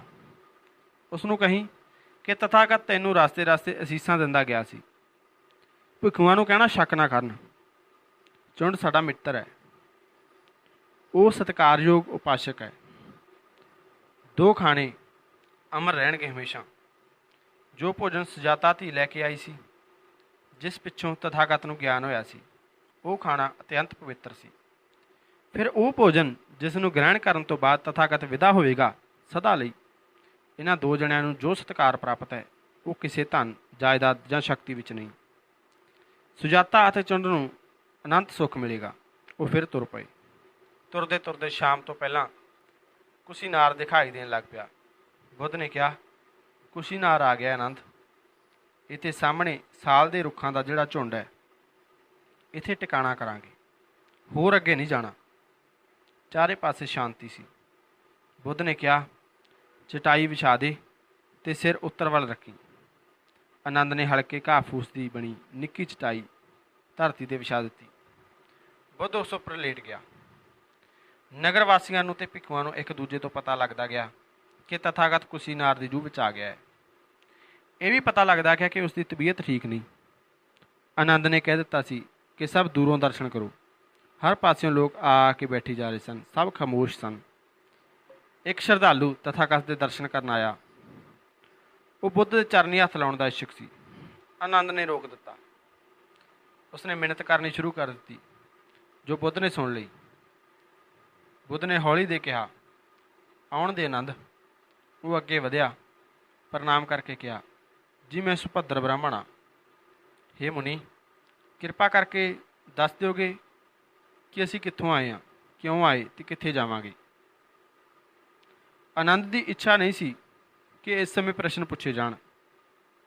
ਬੁੱਧ ਨੇ ਕਿਹਾ, ਇਹਨਾਂ ਸਭ ਪ੍ਰਸ਼ਨਾਂ ਦੇ ਉੱਤਰ ਹਨ ਮੇਰੇ ਪਾਸ ਸੁਭੱਦਰ। ਜੇ ਮੈਂ ਪ੍ਰਗਟ ਕਰ ਦਿਆਂ ਤਦ ਵੀ ਸੰਸਾਰ ਵਿੱਚ ਦੁੱਖ ਰਹਿਣਗੇ। ਮੇਰਾ ਸਰੋਕਾਰ ਦੁੱਖ ਨਾਲ ਹੈ। ਉਸੇ ਦਾ ਸ਼ਿਕਾਰ ਕਰਨਾ ਚਾਹਿਆ, ਹੋਰ ਕੋਈ ਇੱਛਾ ਬਾਕੀ ਨਹੀਂ। ਦਾਰਸ਼ਨਿਕ ਕਰਦੇ ਰਹਿਣਗੇ ਇਹ ਗੱਲਾਂ। ਤੁਹਾਨੂੰ ਸਮੁੰਦਰ ਵੱਡਾ ਲੱਗਦਾ ਹੈ। ਮੈਨੂੰ ਲੱਗਦਾ ਹੈ ਕਿ ਪਸ਼ੂ ਪੰਛੀਆਂ ਅਤੇ ਮਨੁੱਖਾਂ ਨੇ ਅਜੇ ਤੱਕ ਜਿੰਨੇ ਹੰਝੂ ਵਹਾਏ ਹਨ, ਉਹ ਸਮੁੰਦਰ ਤੋਂ ਹੀ ਵਧੇਕ ਹਨ। ਦੁੱਖਾਂ ਦੀ ਸਮਾਪਤੀ ਕਰਨ ਲਈ ਤਥਾਗਤ ਧਰਤੀ ਉੱਤੇ ਆਇਆ। ਬੁੱਧ ਨੇ ਆਨੰਦ ਵੱਲ ਨਿਗਾਹ ਮੋੜੀ। ਆਨੰਦ ਨੇ ਕਿਹਾ, ਸਵਾਮੀ ਕੁਝ ਹੋਰ ਦੱਸੋ ਸਾਨੂੰ। ਬੁੱਧ ਨੇ ਆਲੇ ਦੁਆਲੇ ਬੈਠੇ ਭਿੱਖੂਆਂ ਨੂੰ ਕਿਹਾ, ਮਿੱਤਰੋ, ਜਦੋਂ ਜਵਾਨੀ ਵਿੱਚ ਮੈਂ ਸੋਚ ਰਿਹਾ ਸਾਂ ਕਿ ਮਹਿਲ ਤਿਆਗ ਕੇ ਸੰਨਿਆਸ ਲਵਾਂ ਕਿ ਨਾ, ਮਾਰ ਦੇਵਤਾ ਪ੍ਰਗਟ ਹੋਇਆ ਅਤੇ ਕਹਿਣ ਲੱਗਾ, ਹੇ ਗੌਤਮ, ਤੂੰ ਤੀਖਣ ਬੁੱਧ ਅਤੇ ਆਤਮ ਵਿਸ਼ਵਾਸੀ ਜਵਾਨ ਹੈ। ਮੇਰੀਆਂ ਗੱਲਾਂ ਮੰਨੀ ਜਾਵੇ ਅਤੇ ਸੰਨਿਆਸੀ ਨਾ ਬਣੇ ਤਾਂ ਤੂੰ 7 ਦੇਸ਼ਾਂ ਦਾ ਛਤਰਪਤੀ ਮਹਾਰਾਜਾ ਬਣੇ। ਮੈਂ ਮਾਰ ਦੀ ਗੱਲ ਸੁਣ ਕੇ ਦੁਚਿੱਤੀ ਛੱਡ ਦਿੱਤੀ ਅਤੇ ਤੁਰੰਤ ਸੰਨਿਆਸ ਲੈਣ ਦਾ ਫੈਸਲਾ ਕਰਕੇ ਜੰਗਲ ਦਾ ਰਸਤਾ ਫੜਿਆ। ਜੰਗਲ ਵਿੱਚ ਵਰ੍ਹਿਆਂ ਬੱਧੀ ਇੰਨਾ ਤਪ ਕੀਤਾ ਕਿ ਮਰਨ ਕਿਨਾਰੇ ਪੁੱਜ ਗਿਆ। ਤਦ ਮਾਰ ਫਿਰ ਪ੍ਰਗਟ ਹੋਇਆ ਅਤੇ ਕਹਿਣ ਲੱਗਾ, ਹੇ ਮੁਨੀ, ਤੁਹਾਡੀ ਸਖਤ ਘਾਲਣਾ ਸਫਲ ਹੋਈ। ਚਲੋ ਹੁਣ ਧਰਤੀ ਛੱਡੋ। 7 ਸਵਰਗ ਤੁਹਾਨੂੰ ਉਡੀਕ ਰਹੇ ਹਨ। ਰਾਜ ਕਰੋ। ਮੈਂ ਮਾਰ ਨੂੰ ਕਿਹਾ, ਜੇ ਇਹ ਗੱਲ ਹੈ ਤਾਂ ਮੈਂ ਮਰਾਂਗਾ ਨਹੀਂ, ਮੈਂ ਜੀਵਾਂਗਾ, ਧਰਤੀ ਉੱਤੇ ਰਹਾਂਗਾ। ਜਦੋਂ ਤੀਕ ਸਭ ਜੀਆਂ ਜੰਤਾਂ ਦਾ ਕਲਿਆਣ ਨਹੀਂ ਹੁੰਦਾ, ਮੈਂ ਇੱਥੇ ਰਹਾਂਗਾ। ਤਦ ਮੈਂ ਸੁਜਾਤਾ ਪੁੱਤਰੀ ਦੀ ਲਿਆਂਦੀ ਖੀਰ ਖਾਧੀ ਅਤੇ ਸਾਹਾਂ ਦੀ ਟੁੱਟਦੀ ਜਾਂਦੀ ਸੰਗਲੀ ਦੁਬਾਰਾ ਆਪਣੇ ਹੱਥ ਵਿੱਚ ਫੜ ਲਈ। 7 ਸਵਰਗਾਂ ਦੇ ਲਾਲਚ ਸਦਕਾ ਮੈਂ ਸਰੀਰ ਨਹੀਂ ਤਿਆਗਿਆ। ਹੁਣ ਫਿਰ ਮਾਰ ਆਇਆ ਹੈ। ਇਹ ਦੇਵ ਹੁਣ ਕਹਿ ਰਿਹਾ ਹੈ, ਗੌਤਮ ਮੁਨੀ, ਸਰੀਰ ਨਾਸ਼ਵਾਨ ਹੈ, ਇਸ ਦੇ ਕਣ ਖੰਡਿਤ ਹੋਣਗੇ। ਤੁਹਾਨੂੰ ਸਰੀਰ ਤਿਆਗ ਦੇਣਾ ਚਾਹੀਦਾ, ਸਾਕਿਆ ਮੁਨੀ। ਹੁਣ ਮੈਂ ਇਸ ਦੀ ਗੱਲ ਮੰਨਾਂਗਾ। ਹੁਣ ਇਸ ਦੇ ਨਾ 7 ਦੇਸ਼ਾਂ ਦਾ ਲਾਲਚ ਦਿੱਤਾ ਹੈ, ਨਾ 7 ਸਵਰਗਾਂ ਦਾ। ਹੁਣ ਇਸਨੇ ਅਟਲ ਸੱਚ ਬੋਲਿਆ ਹੈ। ਸੱਚ ਸੱਚ ਹੈ, ਭਾਵੇਂ ਦੁਸ਼ਮਣ ਨੇ ਬੋਲਿਆ ਹੋਵੇ। ਹੇ ਮਿੱਤਰੋ, ਹੁਣ ਮਾਰਦਾ ਕਿਆ ਮੰਨੀਏ। ਹੁਣ ਮੈਨੂੰ ਇੱਥੋਂ ਚਲੇ ਜਾਣਾ ਚਾਹੀਦਾ ਹੈ। ਆਨੰਦ ਦੀਆਂ ਅੱਖਾਂ ਵਿੱਚ ਹੰਝੂ ਭਰ ਗਏ। ਉਸਨੇ ਸਾਥੀ ਭਿੱਖੂਆਂ ਨੂੰ ਕਿਹਾ, ਹੌਲੀ ਦੇਖੇ, ਮੈਂ ਤਾਂ ਅਜੇ ਸਿੱਖਣਾ ਸ਼ੁਰੂ ਕੀਤਾ ਸੀ ਥੋੜ੍ਹਾ ਥੋੜ੍ਹਾ। ਅਜੇ ਸੰਪੂਰਨਤਾ ਬੇਅੰਤ ਦੂਰ ਹੈ ਅਤੇ ਸਾਡਾ ਸੁਆਮੀ ਜਾ ਰਿਹਾ ਹੈ ਸਾਡੇ ਪਾਸੋਂ, ਸਾਡਾ ਦਿਆਲੂ ਮੁਨੀ। ਬੁੱਧ ਨੇ ਕਿਹਾ, ਆਨੰਦ ਇੱਧਰ ਸਾਹਮਣੇ ਆ, ਉਦਾਸ ਕਿਉਂ ਹੈ? ਆਨੰਦ ਨੇ ਕਿਹਾ, ਸੁਆਮੀ ਅਗਿਆਨਤਾ ਦਾ ਅੰਧਕਾਰ ਚੁਪੇਰੇ ਫਸਿਆ ਹੋਇਆ ਹੈ। ਨਾਸ਼ਵਾਨ ਸੰਸਾਰ ਦੇ ਪ੍ਰਾਣੀਆਂ ਨੂੰ ਚਾਨਣ ਦੀ ਹਜੇ ਹੋਰ ਲੋੜ ਹੈ। ਤਥਾਗਤ ਭਿਆਨਕ ਤੂਫਾਨ ਵਿੱਚ ਸਾਡੇ ਲਈ ਦੀਪਕ ਬਣਿਆ ਹੈ ਅਤੇ ਇਹ ਦੀਵਾ ਹੁਣ ਬੁਝਣ ਲੱਗਾ ਹੈ। ਬੁੱਧ ਨੇ ਕਿਹਾ, ਬਸ ਆਨੰਦ ਬਸ, ਦਿਲ ਨੂੰ ਡੁਲਾ ਨਾ। ਤੈਨੂੰ ਵੀ ਸਭਨਾਂ ਨੂੰ ਵੀ ਪਤਾ ਹੈ ਆਪਾਂ ਹੁਣ ਵਿਛੜਾਂਗੇ। ਮੈਂ ਦੱਸਦਾ ਤਾਂ ਰਿਹਾ ਹਾਂ ਕਿ ਸਭ ਤੋਂ ਪਿਆਰੀਆਂ ਵਸਤਾਂ, ਸਭ ਤੋਂ ਪਿਆਰੇ ਮਿੱਤਰ ਵਿਛੜਨਗੇ। ਮੂਰਖ ਕਹਿੰਦਾ ਹੈ, ਇਹ ਮੈਂ ਹਾਂ ਇੱਥੇ। ਸਿਆਣਾ ਆਦਮੀ ਇੱਧਰ ਉੱਧਰ ਦੇਖਦਾ ਹੈ, ਨਾ ਕਿਧਰੇ ਉਸਨੂੰ ਮੈਂ ਦਿਖਦੀ ਹੈ, ਨਾ ਮੈਂ ਦਾ ਟਿਕਾਣਾ। ਤਾਂ ਆਨੰਦ ਇਹ ਸਰੀਰ ਕਿਉਂ ਸੰਭਾਲ ਕੇ ਰੱਖੀਏ, ਜਦੋਂ ਕਿ ਬੇਅੰਤ ਸ਼ਾਨਦਾਰ ਸਰੀਰ ਪੰਥ, ਉਹ ਪੰਥ ਜਿਸ ਵਿੱਚ ਧਰਮ ਸਮਾ ਗਿਆ ਹੈ, ਹਮੇਸ਼ਾ ਰਹੇਗਾ। ਧਰਮ ਕਾਇਆ ਥਿਰ ਰਹੇਗੀ। ਵਿਸ਼ਵਾਸ ਰੱਖੋ, ਮੈਂ ਸੰਤੁਸ਼ਟ ਹਾਂ। ਜੋ ਕੰਮ ਮੇਰੇ ਜਿੰਮੇ ਲੱਗਾ ਸੀ ਉਹ ਮੈਂ ਕਰ ਚੱਲਿਆ ਹਾਂ। ਇਸੇ ਦੀ ਲੋੜ ਸੀ। ਸੰਸਾਰ ਵਿੱਚ ਪੈਦਾ ਹੋਣ ਵਾਲਾ ਮੈਂ ਪਹਿਲਾ ਬੁੱਧ ਨਹੀਂ ਹਾਂ, ਨਾ ਮੈਂ ਆਖਰੀ ਬੁੱਧ ਹਾਂ। ਸੱਚ ਪ੍ਰਗਟ ਕਰਨ ਲਈ ਮੈਂ ਤੁਹਾਡੇ ਵਿੱਚ ਆ ਉਤਰਿਆ ਸਾਂ। ਗੌਤਮ ਨਹੀਂ ਰਹੇਗਾ, ਬੁੱਧ ਹਮੇਸ਼ਾ ਰਹੇਗਾ, ਕਿਉਂਕਿ ਸੱਚ ਦਾ ਨਾਮ ਬੁੱਧ ਹੈ ਅਤੇ ਸੱਚ ਕਦੇ ਨਹੀਂ ਮਰਦਾ। ਜਿਹੜਾ ਸੱਚੇ ਮਾਰਗ 'ਤੇ ਤੁਰੇਗਾ ਉਹ ਮੇਰਾ ਵਿਦਿਆਰਥੀ ਹੋਵੇਗਾ। ਮੈਂ ਉਸ ਨੂੰ ਪੜ੍ਹਾਵਾਂਗਾ। ਮੈਂ ਜਿਹੜਾ ਕਿ ਬੁੱਧ ਹਾਂ, ਹਮੇਸ਼ਾ ਤੁਹਾਡੇ ਅੰਗ ਸੰਗ ਰਹਾਂਗਾ। ਆਨੰਦ ਨੇ ਕਿਹਾ, ਸਾਨੂੰ ਆਖਰੀ ਵਕਤ ਕੁਝ ਹੋਰ ਵੀ ਦੱਸੋ ਮਹਾਰਾਜ। ਬੁੱਧ ਨੇ ਹੌਲੀ ਹੌਲੀ ਕਿਹਾ, ਆਨੰਦ ਸਾਰੀ ਉਮਰ ਜੋ ਵੀ ਦੱਸਿਆ, ਇੱਕ ਨੂੰ ਜਾਂ ਅਨੇਕ ਨੂੰ ਆਪਣੇ ਦੋਵੇਂ ਹੱਥ ਫੈਲਾ ਕੇ ਦੱਸਿਆ। ਇੱਕ ਸਾਧ ਨੇ ਕਦੀ ਮੁੱਠੀ ਬੰਦ ਨਹੀਂ ਕੀਤੀ। ਜੋ ਮਿਲਿਆ ਸੋ ਵੰਡ ਦਿੱਤਾ। ਕੋਈ ਭੇਦ ਨਹੀਂ ਹੈ ਇਸ ਵਕਤ ਮੇਰੇ ਕੋਲ। ਕੋਈ ਚੀਜ਼ ਗੁਪਤ ਨਹੀਂ ਰੱਖੀ ਮੈਂ ਕਦੀ। ਆਨੰਦ ਨੇ ਪੁੱਛਿਆ, ਤੁਹਾਡੇ ਬਗੈਰ ਕੀ ਕਰਾਂਗੇ ਸੁਆਮੀ ਅਸੀਂ? ਬੁੱਧ ਨੇ ਕਿਹਾ, ਉਹਨਾਂ ਮਿਸ਼ਰਤ ਕਣਾਂ ਦਾ ਮੇਰਾ ਸਰੀਰ ਬਣਿਆ ਹੋਇਆ ਹੈ, ਜਿਹੜਿਆਂ ਕਣਾਂ ਦਾ ਤੁਹਾਡਾ ਸਰੀਰ ਸਭ ਦਾ ਹੈ। ਇਹ ਵਿਸ਼ੇਸ਼ ਨਹੀਂ ਹੈ। ਇਹ ਕਣ ਅਵੱਸ਼ ਖੰਡਿਤ ਹੋਣਗੇ। ਹੌਸਲਾ ਨਹੀਂ ਹਾਰਨਾ। ਆਨੰਦ ਨੇ ਫਿਰ ਪੁੱਛਿਆ, ਹੇ ਸਾਕਿਆ ਮੁਨੀ, ਤੁਹਾਡੇ ਪਿੱਛੋਂ ਕੌਣ ਸਾਡੀ ਗਵਾਹੀ ਕਰੇਗਾ? ਬੁੱਧ ਨੇ ਕਿਹਾ, ਧਰਮ। ਧਰਮ ਤੁਹਾਡਾ ਰਥਵਾਨ ਬਣੇ। ਆਪਣੇ ਅੰਧਕਾਰਮਈ ਰਾਹਾਂ ਵਿੱਚ ਆਪਣੇ ਦੀਪਕ ਆਪ ਬਣਨਾ। ਆਪਣੇ ਨੱਕ ਵਿੱਚ ਨੱਥ ਅਵੱਸ਼ ਪਾਉਣੀ, ਪਰ ਰੱਸੀ ਆਪਣੇ ਹੱਥ ਵਿੱਚ ਪਕੜ ਕੇ ਰੱਖਣੀ। ਘੋੜੇ ਦਾ ਲਗਾਮ ਅਤੇ ਕਿਸ਼ਤੀ ਦਾ ਚੱਪੂ ਆਪ ਫੜਨਾ। ਕਦੀ ਲੱਗੇ ਕਿ ਤੁਸੀਂ ਨਿਰਬਲ ਹੋ, ਕਦੀ ਕਿਸੇ ਦੀ ਸ਼ਰਨ ਵਿੱਚ ਜਾਣ ਦਾ ਮਨ ਕਰੇ ਤਾਂ ਸ਼ਰਨ ਵਿੱਚ ਚਲੇ ਜਾਣਾ, ਪਰ ਬੇਗਾਨੇ ਦੀ ਸ਼ਰਨ ਵਿੱਚ ਨਹੀਂ। ਆਪਣੀ ਸ਼ਰਨ ਦਾ ਤੇ ਆਪ ਬਣਨਾ। ਉਹ ਰੁਕਿਆ, ਫਿਰ ਕਹਿਣ ਲੱਗਾ, ਜਿਹੜੇ ਭਿੱਖੂ ਮੇਰੇ ਨਾਲ ਰਹੇ ਉਹਨਾਂ ਨੂੰ ਅੱਜ ਵਰ ਵੀ ਦੇਣਾ ਅਤੇ ਸ਼ਰਾਬ ਵੀ। ਵਰ ਇਹ ਕਿ ਮੇਰੇ ਸਾਥੀ ਭਿੱਖੂ ਜੋ ਕਰਨ, ਜੋ ਕਹਿਣ, ਸੰਗ ਉਸ ਦੀ ਨੁਕਤਾਚੀਨੀ ਨਾ ਕਰੇ। ਇਹ ਉਹਨਾਂ ਨੂੰ ਵਰ ਹੈ। ਪਰ ਜੋ ਉਹ ਕਹਿਣ ਜਾਂ ਉਹ ਕਰਨ, ਉਹ ਮੰਨਣਯੋਗ ਜਾਂ ਕਰਨਯੋਗ ਨਹੀਂ ਹੋਵੇਗਾ। ਕਰਨਾ ਉਹ ਹੈ ਜੋ ਸੰਗ ਕਹੇ। ਸੰਗ ਦੇ ਫੈਸਲੇ ਸਰਵੋਤਮ ਹੋਣਗੇ। ਸਾਕਿਆ ਮੁਨੀ ਕੁਝ ਦੇਰ ਚੁੱਪ ਰਿਹਾ, ਫਿਰ ਬੋਲਿਆ, ਦੇਖੋ ਭਿੱਖੂ, ਤਥਾਗਤ ਇੱਥੋਂ ਜਾਣ ਵਾਲਾ ਹੈ। ਮੈਂ ਚਾਹੁੰਦਾ ਹਾਂ ਤੁਸੀਂ ਆਖੋ, ਸਭ ਤੱਤ ਬੁੱਢੇ ਜਰਜਰੇ ਹੋ ਜਾਂਦੇ ਹਨ, ਸਭ ਤੱਤ ਅੰਤ ਚੌਗਿਰਦੇ ਵਿੱਚ ਘੁਲ ਜਾਂਦੇ ਹਨ। ਜੋ ਅਮਰ ਹੈ ਉਸ ਦੀ ਤਲਾਸ਼ ਕਰੋ। ਪੂਰੀ ਤਾਕਤ ਨਾਲ ਮੁਕਤੀ ਦੀ ਪ੍ਰਾਪਤੀ ਵਾਸਤੇ ਮਿਹਨਤ ਕਰੋ। ਹੌਲੀ ਹੌਲੀ ਉਹ ਧਰਤੀ ਤੋਂ ਜਾਣ ਲੱਗਾ। ਉਸਨੇ ਧਰਮ ਦੀਆਂ ਸਭ ਸਮਾਧੀਆਂ ਪਾਰ ਕੀਤੀਆਂ, ਫਿਰ ਸਦਾ ਲਈ ਅੱਖਾਂ ਮੁੰਦ ਲਈਆਂ। ਆਨੰਦ ਨੇ ਕਿਹਾ, ਹੇ ਸ਼੍ਰਮਣੋ, ਹੇ ਭਿੱਖੂ, ਹੇ ਉਪਾਸਕੋ, ਸਾਡੇ ਪਾਸੋਂ ਸਾਡਾ ਮਿੱਤਰ ਚਲਾ ਗਿਆ ਹੈ। ਭਿੱਖੂ ਵਿਰਲਾਪ ਕਰਨ ਲੱਗੇ। ਵਡੇਰਿਆਂ ਨੇ ਦਿਲਾਸੇ ਦਿੱਤੇ। ਪਾਵਾ ਅਤੇ ਕੁਸ਼ੀਨਗਰ ਦਾ ਰਾਜਾ ਮਲਸ ਫੁੱਲਾਂ ਦੇ ਹਾਰ, ਸੁੰਦਰ ਵਸਤਰ ਅਤੇ ਸੁਗੰਧੀਆਂ ਲੈ ਕੇ ਮਹਾਯੋਗੀ ਨੂੰ ਸ਼ਰਧਾਂਜਲੀ ਦੇਣ ਲਈ ਸਭ ਤੋਂ ਪਹਿਲਾਂ ਆਇਆ। ਮਲਸ ਨੇ ਕਿਹਾ, ਤਥਾਗਤ ਨੇ ਆਖਰੀ ਵਾਰ ਸਾਨੂੰ ਯਾਦ ਕੀਤਾ। ਇਹ ਕਰਜ਼ਾ ਕਿਵੇਂ ਉਤਾਰਾਂਗੇ ਅਸੀਂ? ਫਿਰ ਉਹ ਬੋਲਿਆ, ਸਾਨੂੰ ਕਿੰਨੇ ਧਨਵਾਨ ਕਰ ਗਿਆ ਹੈ। ਸਾਡੇ ਵਰਗਾ ਕੌਣ ਹੈ ਅਮੀਰ ਅੱਜ ਦੁਨੀਆ ਵਿੱਚ। ਜਿਵੇਂ ਜਿਵੇਂ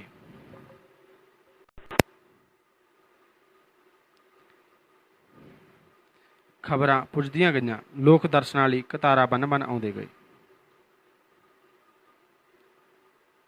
ਉਸ ਦੀ ਮ੍ਰਿਤਕ ਦੇਹ 7 ਦਿਨ ਦਰਸ਼ਨਾਂ ਵਾਸਤੇ ਸੰਭਾਲੀ ਗਈ।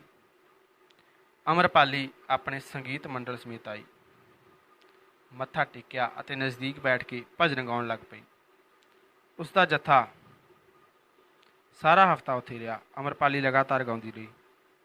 ਜਦੋਂ ਅਰਥੀ ਸ਼ਮਸ਼ਾਨ ਘਾਟ ਵੱਲ ਲੈ ਕੇ ਤੁਰੇ ਤਾਂ ਅਮਰਪਾਲੀ ਕਾਫਲੇ ਦੇ ਅੱਗੇ ਹੋ ਗਈ। ਉਸ ਦਾ ਜੱਥਾ ਉਸ ਦੇ ਨਾਲ ਸੀ। ਉਹ ਸ਼ਮਸ਼ਾਨ ਤੱਕ ਨੱਚਦੀ ਗਈ। ਉਸ ਦਾ ਜੱਥਾ ਗਾਉਂਦਾ ਗਿਆ।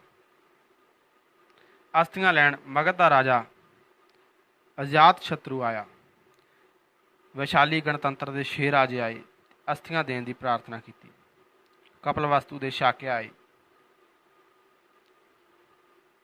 ਅਲਕਲਪ ਦਾ ਬਿਊਲੀ, ਰਾਮਗਾਮ ਦਾ ਰਾਜਾ ਕੋਲਿਅਸ, ਪਾਵਾ ਦਾ ਰਾਜਾ ਮੱਲਸ ਤੇ ਪਿੱਪਲੀਵਣ ਦਾ ਰਾਜਾ ਮੋਰੀਆ ਆਇਆ। ਫੁੱਲ ਚੁਗਣ ਵੇਲੇ ਉਪਾਲੀ ਨੇ ਇਹ ਸ਼ਰਧਾਂਜਲੀ ਭੇਟ ਕੀਤੀ। ਹੇ ਭਿੱਖੂ, ਸ਼੍ਰਮਣੋ, ਸਾਧੂਓ ਤੇ ਗ੍ਰਸਤੀਓ, ਸਾਡਾ ਪਿਆਰ ਸਾਡੇ ਤੋਂ ਵਿਛੜਿਆ ਨਹੀਂ ਹੈ। ਲੱਖਾਂ ਅੱਖਾਂ ਵਿੱਚ ਉਹ ਰੌਸ਼ਨੀ ਬਣ ਕੇ ਟੇਕਿਆ ਹੈ। ਅੱਖਾਂ ਵਾਲੇ ਉਸ ਨੂੰ ਦੇਖ ਲਿਆ ਕਰਨਗੇ। ਬਹੁਤ ਸਾਰੇ ਮਹਾਰਾਜੇ ਆਏ ਹਨ ਜੋ ਅਸਥੀਆਂ ਲੈਣ ਲਈ ਪ੍ਰਾਰਥਨਾ ਕਰ ਰਹੇ ਹਨ। ਅਸੀਂ ਉਹਨਾਂ ਨੂੰ ਅਸਥੀਆਂ ਦਿਆਂਗੇ। ਉਹ ਕਹਿ ਰਹੇ ਹਨ ਕਿ ਰਾਜਧਾਨੀਆਂ ਵਿੱਚ ਅਸਥੀਆਂ ਦਾ ਸਨਮਾਨ ਕਰਕੇ ਉਹ ਬੋਧ ਸਤੂਪ ਮੱਠ ਉਸਾਰਨਗੇ। ਪਰ ਸਾਡੇ ਪਿਆਰੇ ਸਿਧਾਰਥ ਨੂੰ ਜੋ ਇੱਟਾਂ ਅਤੇ ਚੂਨਾ ਪਸੰਦ ਹੁੰਦੇ ਤਾਂ ਉਹ ਕਪਲਵਸਤੂ ਦੇ ਮਹਿਲ ਨਾ ਤਿਆਗਦਾ। ਸਾਡੇ ਦਿਲ ਉਸ ਦੇ ਨਿਵਾਸ ਸਥਾਨ ਬਣ ਗਏ। ਸਾਡੇ ਲਈ ਇੱਕ ਮੁਸ਼ਕਿਲ ਪੈਦਾ ਕਰ ਗਿਆ ਸਾਕਿਆ ਮੁਨੀ। ਪਹਿਲੋਂ ਆਪਣੇ ਦਿਲਾਂ ਵਿੱਚ ਅਸੀਂ ਆਪ ਵਸਦੇ ਸਾਂ, ਇਸ ਲਈ ਜਿਹੋ ਜਿਹੇ ਵੀ ਇਹ ਘਰ ਸਨ ਠੀਕ ਸਨ। ਪਰ ਹੁਣ ਇਹਨਾਂ ਥਾਵਾਂ 'ਤੇ ਤਥਾਗਤ ਦਾ ਨਿਵਾਸ ਹੋਵੇਗਾ। ਇਸ ਲਈ ਦਿਲਾਂ ਦੇ ਇਹ ਮਹਿਲ ਸਾਫ਼ ਰੱਖਣੇ ਪੈਣਗੇ। ਮਿਹਨਤ ਕਰਨੀ ਪਏਗੀ। ਲਗਾਤਾਰ ਸਾਵਧਾਨ ਰਹਿਣਾ ਪਏਗਾ। ਹੇ ਭਿੱਖੂਓ, ਹੇ ਗ੍ਰਸਤੀਓ, ਹੁਣ ਤੁਸੀਂ ਆਪੋ ਆਪਣੇ ਟਿਕਾਣਿਆਂ ਨੂੰ ਪਰਤ ਜਾਓ। ਧਰਤੀ ਉੱਪਰ ਮੰਦਾਰ ਦੇ ਫੁੱਲਾਂ ਦੀ ਭਾਰੀ ਬਾਰਿਸ਼ ਹੋਈ ਹੈ। ਗੋਡੇ ਗੋਡੇ ਵਿਖਰੇ ਪੁਸ਼ਪਾਂ ਦੀ ਮੋਟੀ ਤਹਿ ਵਿੱਚੋਂ ਲੰਘ ਕੇ ਜਾਣਾ ਪਵੇਗਾ। ਗ੍ਰਸਤੀ ਘਰੀ ਜਾਣ ਤੇ ਭਿੱਖੂ ਜੰਗਲਾਂ ਦਾ ਰਾਹ ਫੜ। ਤੁਸੀਂ ਸਭ ਜਦੋਂ ਆਪਣੇ ਆਪਣੇ ਟਿਕਾਣਿਆਂ 'ਤੇ ਪੁੱਜੋਗੇ ਤਾਂ ਰੰਗਾਂ ਅਤੇ ਸੁਗੰਧੀਆਂ ਨਾਲ ਨੁੱਚੜਦੇ ਹੋਏ ਪੁੱਜੋਗੇ। ਤਥਾਗਤ ਸਹਾਈ ਹੋਣ। ਉਪਾਲੀ ਤੋਂ ਪਿੱਛੋਂ ਬੁੱਧ ਦੇ ਸਿੱਖ ਅਤੇ ਉਹਨਾਂ ਦੇ ਮਿੱਤਰ ਅਨੁਰੁੱਧ ਨੇ ਸਤਿਕਾਰ ਵਜੋਂ ਇਹ ਸ਼ਬਦ ਕਹੇ। ਸਾਰੀ ਹੋਂਦ ਦਾ ਉਦੈ, ਅੰਤ ਅਤੇ ਉਦੇਸ਼ ਸੱਚ ਹੈ। ਆਪਣੇ ਵਸੇਵੇਂ ਵਾਸਤੇ ਉਹ ਅਨੇਕ ਸੰਸਾਰ ਸਿਰਜਦਾ ਹੈ। ਸੱਚ ਕਦੀ ਸ਼ਿੰਗਾਰ ਨਹੀਂ ਕਰਦਾ। ਉਹ ਇੱਕ ਹੈ ਅਤੇ ਅਖੰਡ ਹੈ। ਮੌਤ ਦੀ ਸ਼ਕਤੀ ਤੋਂ ਸੁਤੰਤਰ, ਸਰਬ ਵਿਆਪਕ ਅਤੇ ਅਨੰਤ ਸ਼ਾਨਾਂ ਨਾਲ ਲੱਦਿਆ ਹੋਇਆ। ਵਿਸ਼ਵ ਵਿੱਚ ਬਹੁਤ ਸਾਰੇ ਰੰਗ ਬਿਰੰਗੇ ਸੱਚ ਨਹੀਂ ਹਨ। ਹਰ ਕਾਲ ਵਿੱਚ ਹਰ ਸਥਾਨ ਉੱਤੇ ਉਹ ਇਕੱਲਾ ਰਿਹਾ ਅਤੇ ਅਕਾਲੀ ਰਿਹਾ। ਉਸ ਦਾ ਕੋਈ ਟਿਕਾਣਾ ਨਹੀਂ ਸੀ। ਵਿਸ਼ਵ ਰਚਨਾ ਦੇ ਮੁੱਢਲੇ ਦੌਰ ਵਿੱਚ ਸੂਰਜ, ਧਰਤੀ ਅਤੇ ਚੰਨ ਦਾ ਮੁਖੜਾ ਦਿਸਿਆ। ਵਾਯੂਮੰਡਲ ਦੀ ਧੂੜ ਵਿੱਚ ਲਿਬੜ ਕੇ ਸੱਚ ਨੇ ਬੇਅੰਤ ਰੌਸ਼ਨੀ ਪ੍ਰਗਟ ਕੀਤੀ। ਪਰ ਅਜੇ ਉਸ ਨੂੰ ਦਿਖਣ ਵਾਲੀ ਕੋਈ ਅੱਖ ਨਹੀਂ ਸੀ। ਸੁਣਨ ਵਾਲਾ ਕੋਈ ਕੰਨ ਨਹੀਂ ਸੀ। ਉਸ ਦੇ ਮਾਇਨੇ ਸਮਝਣ ਵਾਲਾ ਕੋਈ ਮਨ ਨਹੀਂ ਸੀ। ਹੋਂਦ ਦੇ ਇਸ ਅਮਿੱਤ ਪਸਾਰ ਵਿੱਚ ਸੱਚ ਨੂੰ ਕੋਈ ਥਾਂ ਅਜਿਹੀ ਨਾ ਮਿਲੇ ਜਿੱਥੇ ਉਹ ਪੂਰੇ ਜਲਾਓ ਨਾਲ ਨਿਵਾਸ ਕਰ ਸਕਦਾ। ਯੁੱਗ ਬੀਤੇ ਤੇ ਵਿਕਾਸ ਦੇ ਅਨੇਕਾਂ ਦੌਰਾਂ ਵਿੱਚੋਂ ਚੇਤਨਾ ਪ੍ਰਗਟ ਹੋਈ। ਜੀਵਨ ਨੇ ਨਵਾਂ ਸੰਸਾਰ ਸਿਰਜਿਆ ਜਿਸ ਵਿੱਚ ਬਲਵਾਨ ਜਜ਼ਬੇ ਸਨ, ਬੇਅੰਤ ਵਾਸ਼ਨਾ ਸੀ ਅਤੇ ਇੱਕ ਅਜਿੱਤ ਸ਼ਕਤੀ ਲਹਿਰਾਉਣ ਲੱਗੀ। ਵਿਸ਼ਵ ਜੁੱਟਾਂ ਵਿੱਚ ਵੰਡਿਆ ਗਿਆ। ਸੁੱਖ ਨਾਲ ਦੁੱਖ, ਆਤਮਾ ਨਾਲ ਅਨਾਤਮ, ਦੋਸਤੀ ਨਾਲ ਦੁਸ਼ਮਣੀ, ਪਿਆਰ ਨਾਲ ਨਫ਼ਰਤ, ਸਾਰੇ ਬਰਾਬਰ ਵਧੇ ਤੇ ਫੈਲੇ। ਭਾਵਨਾਵਾਂ ਦੇ ਇਸ ਦੌਰ ਵਿੱਚ ਸੱਚ ਥਰਥਰਾਇਆ ਅਤੇ ਬੇਅੰਤ ਸ਼ਕਤੀਸ਼ਾਲੀ ਹੁੰਦੇ ਸੁਣਦੇ ਉਸ ਨੂੰ ਵਿਸ਼ਵ ਵਿੱਚ ਕੋਈ ਥਾਂ ਅਜਿਹੀ ਨਾ ਮਿਲੀ ਜਿੱਥੇ ਉਹ 2 ਘੜੀ ਚੈਨ ਨਾ ਟਿਕ ਸਕਦਾ। ਜੀਵਨ ਸੰਗਰਾਮ ਵਿੱਚੋਂ ਫਿਰ ਦਰਸ਼ਨ ਨੇ ਜਨਮ ਲਿਆ। ਦਰਸ਼ਨ ਨੇ ਆਤਮ ਨੂੰ ਰਾਹ ਦਿਖਾਉਣਾ ਸ਼ੁਰੂ ਕੀਤਾ। ਸਾਰੀ ਰਚਨਾ ਦੇ ਵਿਚਕਾਰ ਬੈਠ ਕੇ ਦਰਸ਼ਨ ਨੇ ਆਪਣੇ ਸਿਰ ਉੱਪਰ ਹਕੂਮਤ ਦਾ ਰਾਜ ਰੱਖ ਲਿਆ। ਜਾਨਵਰਾਂ ਉੱਤੇ ਅਤੇ ਸਾਰੇ ਤੱਤਾਂ ਉੱਤੇ ਦਰਸ਼ਨ ਨੇ ਵਿਜੇ ਹਾਸਲ ਕੀਤੀ। ਪਰ ਨਾਲ ਦਰਸ਼ਨ ਨੇ ਨਫ਼ਰਤ, ਹਵਸ ਅਤੇ ਹੰਕਾਰ ਦੀ ਅਗਨੀ ਵਿੱਚ ਹੋਰ ਬਾਲਣ ਸੁੱਟ ਕੇ ਭਾਂਬੜ ਵਾਲੇ। ਸੱਚ ਨੇ ਦਰਸ਼ਨ ਦੇ ਕਿਲੇ ਦੀ ਬੜੀ ਵਾਰ ਮੁਰੰਮਤ ਕੀਤੀ, ਪਰ ਇਸ ਕਿਲੇ ਵਿੱਚ ਵੀ ਕੋਈ ਥਾਂ ਅਜਿਹੀ ਨਾ ਮਿਲੀ ਜਿੱਥੇ ਉਹ ਸਥਾਈ ਟਿਕਾਣਾ ਬਣਾ ਸਕਦਾ। ਸੱਚ ਨੇ ਦਰਸ਼ਨ ਵਿੱਚ ਟਿਕਣਾ ਚਾਹਿਆ ਤਾਂ ਦੇਖਿਆ ਕਿ ਦਰਸ਼ਨ ਦੋ ਧਾਰਾ ਖੰਡਾ ਹੈ, ਜਿਹੜਾ ਪਹਿਲੋਂ ਸਿਰਜਦਾ ਹੈ ਫਿਰ ਵੱਢਦਾ ਹੈ। ਸੱਚ ਨੇ ਕਿਹਾ, ਦਰਸ਼ਨ ਮੇਰਾ ਦਰਤਰਖਾਨ ਹੈ, ਥੋੜ੍ਹੀ ਦੇਰ ਇਸ 'ਤੇ ਆਰਾਮ ਕਰਾਂਗਾ, ਫਿਰ ਚਲਾ ਜਾਵਾਂਗਾ, ਕਿਉਂਕਿ ਇਹ ਮੇਰਾ ਘਰ ਨਹੀਂ ਹੈ। ਭਾਵੇਂ ਦਰਸ਼ਨ ਰਾਹੀਂ ਸੱਚ ਦੀ ਕੁਝ ਥਾਹ ਪੈਂਦੀ ਹੈ, ਪਰ ਨਿਰੋਲ ਦਰਸ਼ਨ ਖਾਲੀ ਮੰਜੀ ਹੈ, ਜਿਸ ਉੱਤੇ ਜਦੋਂ ਸੱਚ ਬੈਠ ਜਾਵੇ ਤਾਂ ਅਮਰ ਲੌਕਿਕ ਸਰਕਾਰ ਜਲਵਾਨੁਮਾ ਹੁੰਦੀ ਹੈ। ਦਰਸ਼ਨ ਨੇ ਬੜੀ ਵਾਰ ਯਤਨ ਕੀਤੇ ਕਿ ਆਤਮ ਨੂੰ ਬਲਵਾਨ ਕਰਕੇ ਸਭ ਜੀਵਾਂ ਵਿੱਚੋਂ ਨਫ਼ਰਤ, ਵਾਸ਼ਨਾ ਅਤੇ ਪਾਪ ਨਸ਼ਟ ਕਰ ਸਕੇ, ਪਰ ਇਹਨਾਂ ਯਤਨਾਂ ਵਿੱਚ ਦਰਸ਼ਨ ਥੱਕ ਕੇ ਟੁੱਟ ਗਿਆ ਅਤੇ ਮਨੁੱਖ ਉਸ ਦੇ ਮਲਬੇ ਹੇਠ ਦਬ ਗਏ। ਤਦ ਸੱਚ ਬੁੱਧ ਬਣ ਕੇ ਵਿਸ਼ਵ ਵਿੱਚ ਪ੍ਰਕਾਸ਼ਵਾਨ ਹੋਇਆ, ਜਿੱਥੇ ਉਸ ਨੂੰ ਪੂਰਨ ਆਰਾਮ ਮਿਲਿਆ। ਉਸਨੇ ਫੈਸਲਾ ਕੀਤਾ ਕਿ ਇਹ ਉਸ ਦਾ ਟਿਕਾਣਾ ਬਣੇ। ਹੇ ਬੁੱਧ, ਸੱਚ ਦਾ ਕਿਤੇ ਹੋਰ ਟਿਕਾਣਾ ਹੁੰਦਾ ਇਹ ਉੱਥੇ ਜਾਂਦਾ, ਪਰ ਇਹ ਤੇਰੇ ਪਾਸ ਆਇਆ ਹੈ। ਕਦੀ ਇਸ ਨੇ ਹੋਂਦ ਦੇ ਜਜ਼ਬਿਆਂ ਵਿੱਚ ਰੁਕਣਾ ਚਾਹਿਆ ਸੀ, ਪਰ ਇਹ ਥਾਂ ਉਸ ਨੂੰ ਜਚੀ ਨਹੀਂ। ਇਹ ਇੱਥੋਂ ਚਲਾ ਗਿਆ ਸੀ, ਪਰ ਇਸ ਦੀਆਂ ਪੈੜਾਂ ਦੇ ਨਿਸ਼ਾਨ ਇੱਥੇ ਬਚੇ ਪਏ ਹਨ।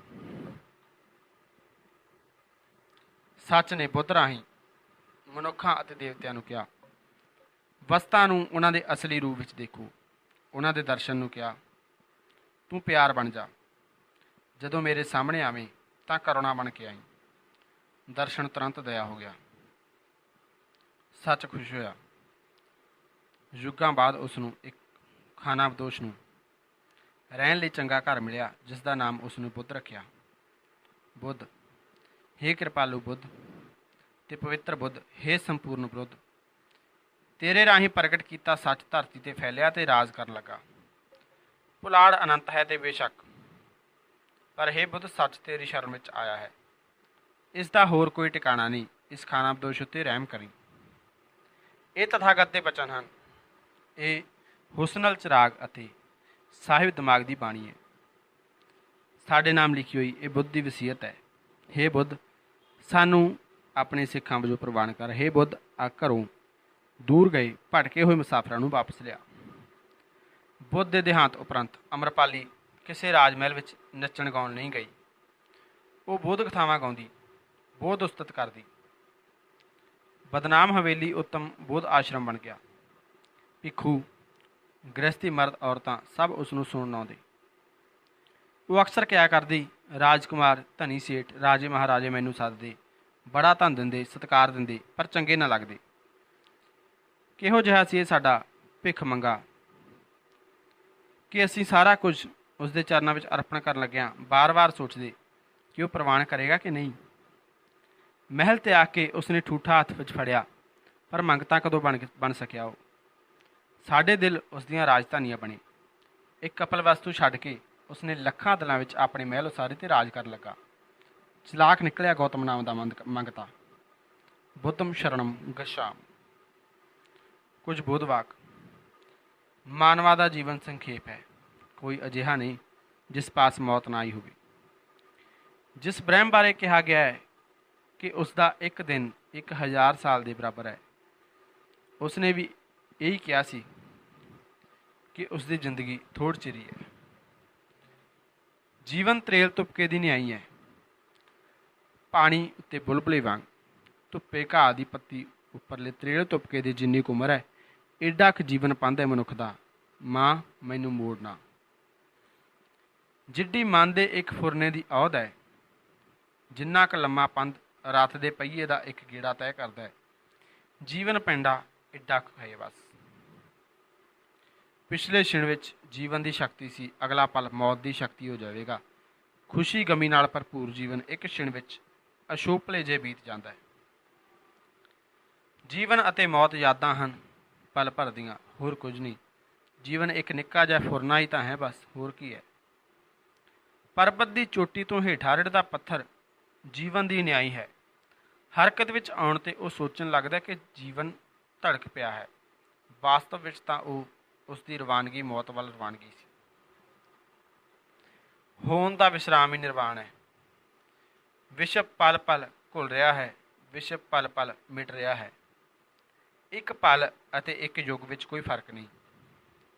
ਜਿਸ ਕਰਮਾਂ ਵਾਲੇ ਪਲ ਨੇ ਇਹ ਭੇਦ ਜਾਣ ਲਿਆ, ਉਹ ਪਲ ਆਪ ਇੱਕ ਯੁੱਗ ਹੋ ਗਿਆ। ਜਿਸ ਅਭਾਗੇ ਯੁੱਗ ਨੂੰ ਇਸ ਗੱਲ ਦੀ ਸਮਝ ਨਹੀਂ ਆਈ, ਉਹ ਪਲ ਵਾਂਗ ਨਸ਼ਟ ਹੋ ਗਿਆ। ਭਾਗਾਂ ਵਾਲੇ ਹਨ ਉਹ ਜਿਨ੍ਹਾਂ ਨੇ ਆਪਣਾ ਇੱਕ ਛਿਣ ਪਛਾਣ ਕੇ ਉਸ ਨੂੰ ਫੜ ਲਿਆ। ਰੋਣਗੇ ਉਹ ਜਿਨ੍ਹਾਂ ਦੇ ਹੱਥੋਂ ਉਹਨਾਂ ਦਾ ਪਲ ਖਿਸਕ ਗਿਆ। ਅਖੰਡ ਦਿਸ ਰਹੇ ਤੱਤ ਅਖੰਡਤ ਹੋਣਗੇ ਤੇ ਘੁਲ ਜਾਣਗੇ। ਤਲਾਸ਼ ਕਰੋ ਜੋ ਅਮਰ ਹੈ। ਧਰਮ ਬਿਨਾਂ ਹੋਰ ਕੁਝ ਅਮਰ ਨਹੀਂ, ਸੱਚ ਬਿਨਾਂ ਹੋਰ ਕੁਝ ਸਥਿਰ ਨਹੀਂ। ਇਸ ਕਿਤਾਬ ਦਾ ਅਗਲਾ ਲੇਖ ਹੈ, ਅਗਲਾ ਲੈਸਨ ਹੈ ਕਨਫਿਊਸ਼ੀਅਸ। ਆਓ ਦੇਖਦੇ ਹਾਂ ਹਰਪਾਲ ਸਿੰਘ ਪੰਨੂ ਜੀ ਇਸ ਲੈਸਨ ਦੇ ਵਿੱਚ, ਇਸ ਲੇਖ ਦੇ ਵਿੱਚ ਕੀ ਲਿਖਦੇ ਨੇ। ਕਨਫਿਊਸ਼ੀਅਸ, ਹਰਪਾਲ ਸਿੰਘ ਪੰਨੂ ਦੀ ਕਲਮ ਤੋਂ। ਜੀਵਨ ਅਤੇ ਉਪਦੇਸ਼। ਈਸਵੀ ਸਨ ਤੋਂ 550 ਸਾਲ ਪਹਿਲੋਂ ਚੀਨ ਦੇ ਤੀਜੇ ਸਾਮਰਾਜ ਵੰਸ਼ ਦਾ ਖਾਤਮਾ ਨਜ਼ਦੀਕ ਆ ਰਿਹਾ ਸੀ। ਸਾਮਰਾਜ ਹਾਲਤ ਸ਼ਾਂਤ ਨਹੀਂ ਸਨ। ਕੇਂਦਰੀ ਹਕੂਮਤ ਟੁੱਟ ਰਹੀ ਸੀ ਅਤੇ ਜਾਗੀਰਦਾਰੀਆਂ ਨਿੱਕੀਆਂ ਨਿੱਕੀਆਂ ਰਿਆਸਤਾਂ ਬਣ ਰਹੀਆਂ ਸਨ। ਇਸ ਰਿਆਸਤੀ ਪ੍ਰਬੰਧ ਵਿੱਚ ਲੋਕਾਂ ਦੀ ਲੁੱਟ ਖਸੁੱਟ ਹੋ ਰਹੀ ਸੀ। ਤਕੜਿਆਂ ਪਾਸ ਬੇਈਮਾਨੀ ਨਾਲ ਦੌਲਤ ਇਕੱਠੀ ਹੋਣ ਲੱਗੀ ਅਤੇ ਗਰੀਬਾਂ ਦੀ ਹਾਲਤ ਬੁਰੀ ਹੋ ਗਈ। ਗਰੀਬ ਕਿਸਾਨ ਅਤੇ ਮਜ਼ਦੂਰ ਪਥਰੀਲੀ ਜ਼ਮੀਨ ਨਾਲ ਟੱਕਰਾਂ ਮਾਰ ਰਹੇ ਸਨ। ਸਿਆਸਤ ਦਾ ਪਤਨ ਹੋ ਚੁੱਕਾ ਸੀ ਅਤੇ ਸਦਾਚਾਰਕ ਦਿਵਾਲੀਏਪਨ ਦੀ ਸਰਦਾਰੀ ਹੋ ਗਈ ਸੀ। ਕਨਫਿਊਸ਼ੀਅਸ ਨੇ ਨਾ ਤਾਂ ਕਿਸੇ ਨਵੇਂ ਧਰਮ ਦੀ ਨੀਂਹ ਰੱਖੀ, ਨਾ ਕਿਸੇ ਪੁਰਾਣੇ ਧਰਮ ਨੂੰ ਸੁਧਾਰਿਆ। ਉਸਨੇ ਦੇਸ਼ ਵਾਸੀਆਂ ਨੂੰ ਸ਼ਾਨਦਾਰ ਭੂਤਕਾਲ ਯਾਦ ਕਰਾਇਆ ਜਦੋਂ ਲੋਕ ਨਿੱਕੀਆਂ ਮੋਟੀਆਂ ਧਾਰਮਿਕ ਰਸਤਾਂ ਨਿਭਾਉਂਦੇ ਸਨ ਅਤੇ ਸੁੱਖ ਦੀ ਨੀਂਦ ਸੌਂਦੇ। ਉਸਨੇ ਆਪਣੇ ਵਿਦਿਆਰਥੀਆਂ ਅਤੇ ਸਰੋਤਿਆਂ ਨੂੰ ਯਕੀਨ ਦਿਵਾਇਆ ਕਿ ਗੁਜ਼ਰ ਗਿਆ ਸੋਹਣਾ ਸਮਾਂ ਫਿਰ ਵਾਪਸ ਬੁਲਾਇਆ ਜਾ ਸਕਦਾ ਹੈ। ਮਹਾਤਮਾ ਨੇ ਪੁਰਾਤਨ ਕਲਾਸੀਕਲ ਗ੍ਰੰਥਾਂ ਦਾ ਸੰਪਾਦਨ ਕੀਤਾ। ਉਸ ਦਾ ਯੁੱਗ ਚੀਨ ਦੀ ਬੌਧਿਕਤਾ ਦਾ ਸ਼੍ਰੋਮਣੀ ਕਾਲ ਹੈ। ਉਸਨੇ ਆਪਣਾ ਸਦਾਚਾਰ ਸ਼ਾਸਤਰ ਵਿਗਿਆਨਕ ਲੀਹਾਂ ਉੱਤੇ ਉਸਾਰਿਆ। ਮਹਾਤਮਾ ਕਨਫਿਊਸ਼ੀਅਸ ਗਰੀਬ ਪਰਿਵਾਰ ਵਿੱਚ 551 ਪੂਰਵ ਈਸਵੀ ਵਿੱਚ ਪੈਦਾ ਹੋਇਆ। ਇਹ ਪਰਿਵਾਰ ਸ਼ਾਂਤੌਂਗ ਪੈਨਨਲਸਲਾ ਦੇ ਹੇਠ ਲੂ ਰਿਆਸਤ ਵਿੱਚ ਕਦੀ ਬੜਾ ਅਸਰ ਰਸੂਖ ਵਾਲਾ ਖਾਨਦਾਨ ਸੀ ਅਤੇ ਰਾਜਸੀ ਕੰਮਾਂ ਵਿੱਚ ਹਿੱਸੇਦਾਰ ਸੀ। ਪਰ ਰਿਆਸਤ ਵਿੱਚ ਬਗਾਵਤ ਹੋ ਗਈ ਅਤੇ ਕਨਫਿਊਸ਼ੀਅਸ ਦੇ ਬਜ਼ੁਰਗ ਇੱਥੋਂ ਜਾਨ ਬਚਾ ਕੇ ਚਲੇ ਗਏ ਅਤੇ ਸ਼ਰਨਾਰਥੀ ਬਣ ਗਏ। ਜਨਮ ਤੋਂ ਥੋੜ੍ਹੀ ਦੇਰ ਬਾਅਦ ਪਿਤਾ ਦੀ ਮੌਤ ਹੋ ਗਈ ਅਤੇ ਸੰਕਟਾਂ ਦਾ ਸਾਹਮਣਾ ਕਰਦਿਆਂ ਹੋਇਆਂ ਮਾਂ ਨੇ ਬੱਚੇ ਦੀ ਪਾਲਣਾ ਕੀਤੀ। ਕਨਫਿਊਸ਼ੀਅਸ ਦੀਆਂ ਲਿਖਤਾਂ ਵਿੱਚ ਦਰਜ ਹੈ, ਮੈਂ ਗਰੀਬ ਘਰ ਵਿੱਚ ਜੰਮਿਆ ਅਤੇ ਵੱਡਾ ਹੋਇਆ। ਇਸ ਕਰਕੇ ਉਹ ਸਾਰੇ ਕੰਮ ਕਰ ਲੈਂਦਾ ਹਾਂ ਜਿਹੜੇ ਘਟੀਆ ਸਮਝੇ ਜਾਂਦੇ ਹਨ ਅਤੇ ਜਿਨ੍ਹਾਂ ਨੂੰ ਕਰਨਾ ਇੱਜ਼ਤਦਾਰ ਲੋਕ ਪਸੰਦ ਨਹੀਂ ਕਰਦੇ।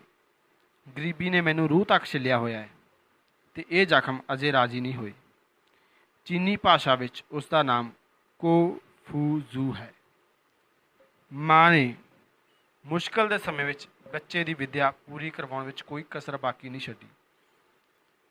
ਪਿੰਡ ਦੇ ਅਧਿਆਪਕ ਪਾਸੋਂ ਲਿਖਣਾ ਪੜ੍ਹਨਾ ਸਿੱਖਿਆ ਅਤੇ ਫਿਰ ਉਸ ਦਾ ਝੁਕਾਅ ਕਵਿਤਾ ਅਤੇ ਪ੍ਰਾਚੀਨ ਇਤਿਹਾਸ ਵੱਲ ਹੋ ਗਿਆ। ਉਹ ਚੀਨ ਦੇ ਸ਼ਾਸਤਰੀ ਸੰਗੀਤ ਦੀਆਂ ਗਹਿਰਾਈਆਂ ਤੱਕ ਪੁੱਜਾ। ਉਹ ਬੜਾ ਅੱਛਾ ਹੀ ਵੀਣਾ ਵਾਦਕ ਸੀ ਅਤੇ ਪੁਰਾਤਨ ਲੋਕ ਗੀਤਾਂ ਦੀਆਂ ਧੁਨਾਂ ਗਾ ਕੇ ਪ੍ਰਸੰਨ ਹੁੰਦਾ। 15 ਸਾਲਾਂ ਦੀ ਉਮਰ ਵਿੱਚ ਉਸਨੇ ਆਪਣੇ ਆਪ ਨਾਲ ਇਹ ਦ੍ਰਿੜ ਫੈਸਲਾ ਕੀਤਾ ਕਿ ਕੇਵਲ ਅਧਿਐਨ ਅਤੇ ਅਧਿਆਪਨ ਕਰੇਗਾ। ਇਹੀ ਕੰਮ ਉਸਨੇ ਸਾਰੀ ਉਮਰ ਕੀਤਾ। ਉਸ ਨੂੰ ਸ਼ਿਕਾਰ ਖੇਡਣ ਦਾ ਸ਼ੌਂਕ ਸੀ, ਪਰ ਉਹ ਆਪਣੇ ਵਿਦਿਆਰਥੀਆਂ ਨੂੰ ਕਿਹਾ ਕਰਦਾ ਸੀ ਕਿ ਸ਼ਿਕਾਰ ਕਰਨ ਵੇਲੇ ਜਾਂ ਖੇਡਣ ਵੇਲੇ ਧੋਖਾ ਨਹੀਂ ਕਰਨਾ ਅਤੇ ਬਿਪਤਾ ਵਿੱਚ ਵੀ ਸ਼ਰਾਫਤ ਦਾ ਪੱਲਾ ਨਹੀਂ ਛੱਡਣਾ। 20 ਸਾਲ ਦੀ ਉਮਰ ਵਿੱਚ ਟੈਕਸ ਕੁਲੈਕਟਰ ਵਜੋਂ ਨੌਕਰੀ ਸ਼ੁਰੂ ਕੀਤੀ ਅਤੇ ਵਿਆਹ ਕੀਤਾ।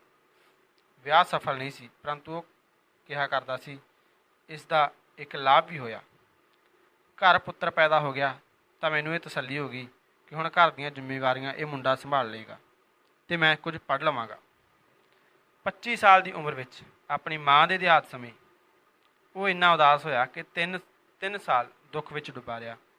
ਨਾ ਪੜ੍ਹ ਸਕਦਾ, ਨਾ ਪੜ੍ਹਾ ਸਕਦਾ। ਗਾਉਣ ਲੱਗਦਾ ਤਾਂ ਵੀਣਾ ਦੀ ਸੁਰ ਆਵਾਜ਼ ਨਾਲ ਨਾ ਰਲਦੀ। ਅਖੀਰ ਉਹ ਸੰਭਲਿਆ ਅਤੇ ਅਧਿਆਪਨ ਦਾ ਕਿੱਤਾ ਅਪਣਾ ਲਿਆ। ਇਤਿਹਾਸ, ਕਾਵਿ, ਰਾਜਨੀਤੀ, ਨੈਤਿਕ ਸ਼ਾਸਤਰ, ਸੰਗੀਤ ਅਤੇ ਧਰਮ ਦੀ ਸਿੱਖਿਆ ਉਸ ਦੇ ਵਿਸ਼ੇ ਸਨ। ਵਿਦਿਆਰਥੀ ਉਸ ਦੇ ਆਲੇ ਦੁਆਲੇ ਘੁੰਮਦੇ ਰਹਿੰਦੇ।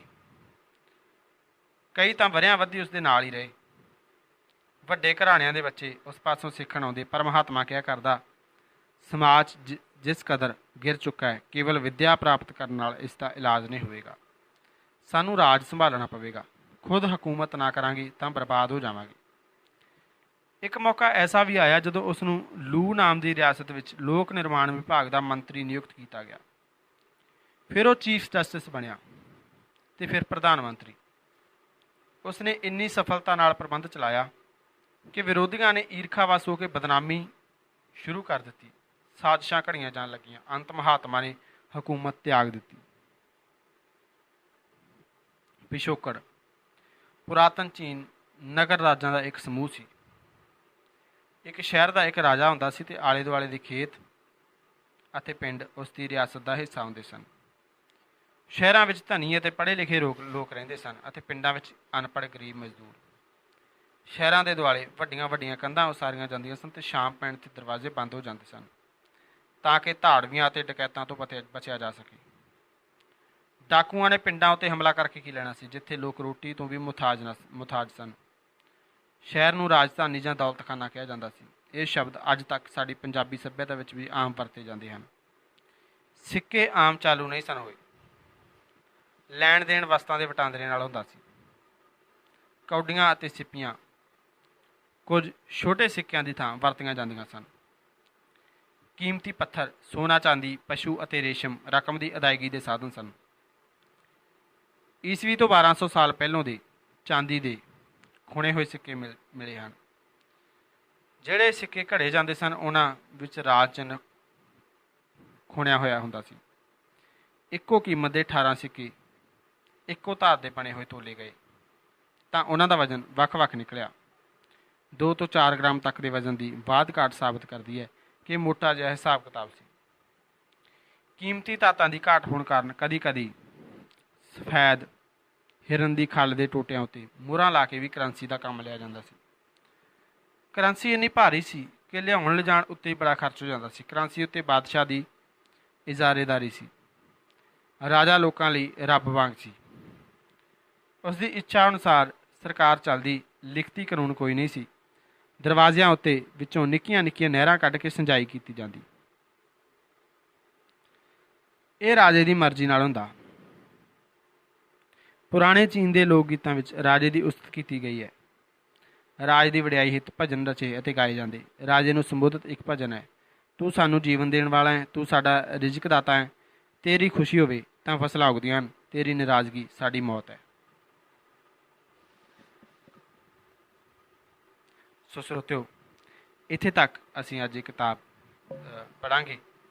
ਇਸ ਕਿਤਾਬ ਦੇ ਅਸੀਂ 47 ਪੰਨੇ ਪੜ੍ਹ ਚੁੱਕੇ ਹਾਂ। ਸੋ ਅਗਲੇ ਦਿਨਾਂ ਦੇ ਵਿੱਚ ਅੱਗੇ ਪੜ੍ਹਨ ਦਾ ਯਤਨ ਕਰਾਂਗੇ। ਕਿਤਾਬ ਦਾ ਨਾਮ ਹੈ ਜੀ ਗੌਤਮ ਤੋਂ ਤਾਸਕੀ ਤੱਕ। ਲੇਖਕ ਨੇ ਹਰਪਾਲ ਸਿੰਘ ਪੰਨੂ। ਸੋ ਤੁਹਾਨੂੰ ਇਹ ਕਿਤਾਬ ਕਿੱਦਾਂ ਦੀ ਲੱਗੀ, ਸਾਨੂੰ ਆਪਣਾ ਫੀਡਬੈਕ ਜ਼ਰੂਰ ਦਿਓ ਜੀ। ਫੀਡਬੈਕ ਦੇਣ ਦੇ ਲਈ ਫੇਸਬੁੱਕ ਪੇਜ ਦੇ ਇਨਬਾਕਸ ਦੇ ਵਿੱਚ ਸਾਨੂੰ ਮੈਸੇਜ ਭੇਜੋ ਜੀ। ਸਾਡਾ ਫੇਸਬੁੱਕ ਪੇਜ ਹੈ facebook.com/ਰੇਡੀਓ ਵਾਇਸ ਆਫ ਖਾਲਸਾ। ਸੋ ਸਰੋਤੋ, ਇੱਕ ਖਾਸ ਬੇਨਤੀ ਕਿ ਰੇਡੀਓ ਵਾਇਸ ਆਫ ਖਾਲਸਾ ਖਾਲਸੇ ਦੀ ਆਵਾਜ਼ ਹੈ। ਖਾਲਸੇ ਦੀ ਆਵਾਜ਼ ਨੂੰ ਬੁਲੰਦੀਆਂ 'ਤੇ ਲੈ ਕੇ ਜਾਣ ਲਈ ਆਪਣੇ ਦਸਵੰਧ ਦਾ ਕੁਛ ਹਿੱਸਾ ਸਾਨੂੰ ਜ਼ਰੂਰ ਦਿਓ ਤਾਂ ਕਿ ਅਸੀਂ ਆਪ ਜੀ ਦੇ ਲਈ ਹੋਰ ਵਧੀਆ ਕਰ ਸਕੀਏ ਜੀ। ਹੋਰ ਵਧੀਆ ਪ੍ਰੋਗਰਾਮ ਲੈ ਕੇ ਆ ਸਕੀਏ, ਹੋਰ ਵਧੀਆ ਉਪਰਾਲੇ ਲੈ ਕੇ ਆ ਸਕੀਏ। ਸੋ ਆਪ ਸਭਨਾਂ ਦਾ ਹੀ ਬਹੁਤ ਬਹੁਤ ਧੰਨਵਾਦ ਜੀ। ਤੁਸੀਂ ਸੁਣਦੇ ਰਹੋ ਰੇਡੀਓ ਵਾਇਸ ਆਫ ਖਾਲਸਾ।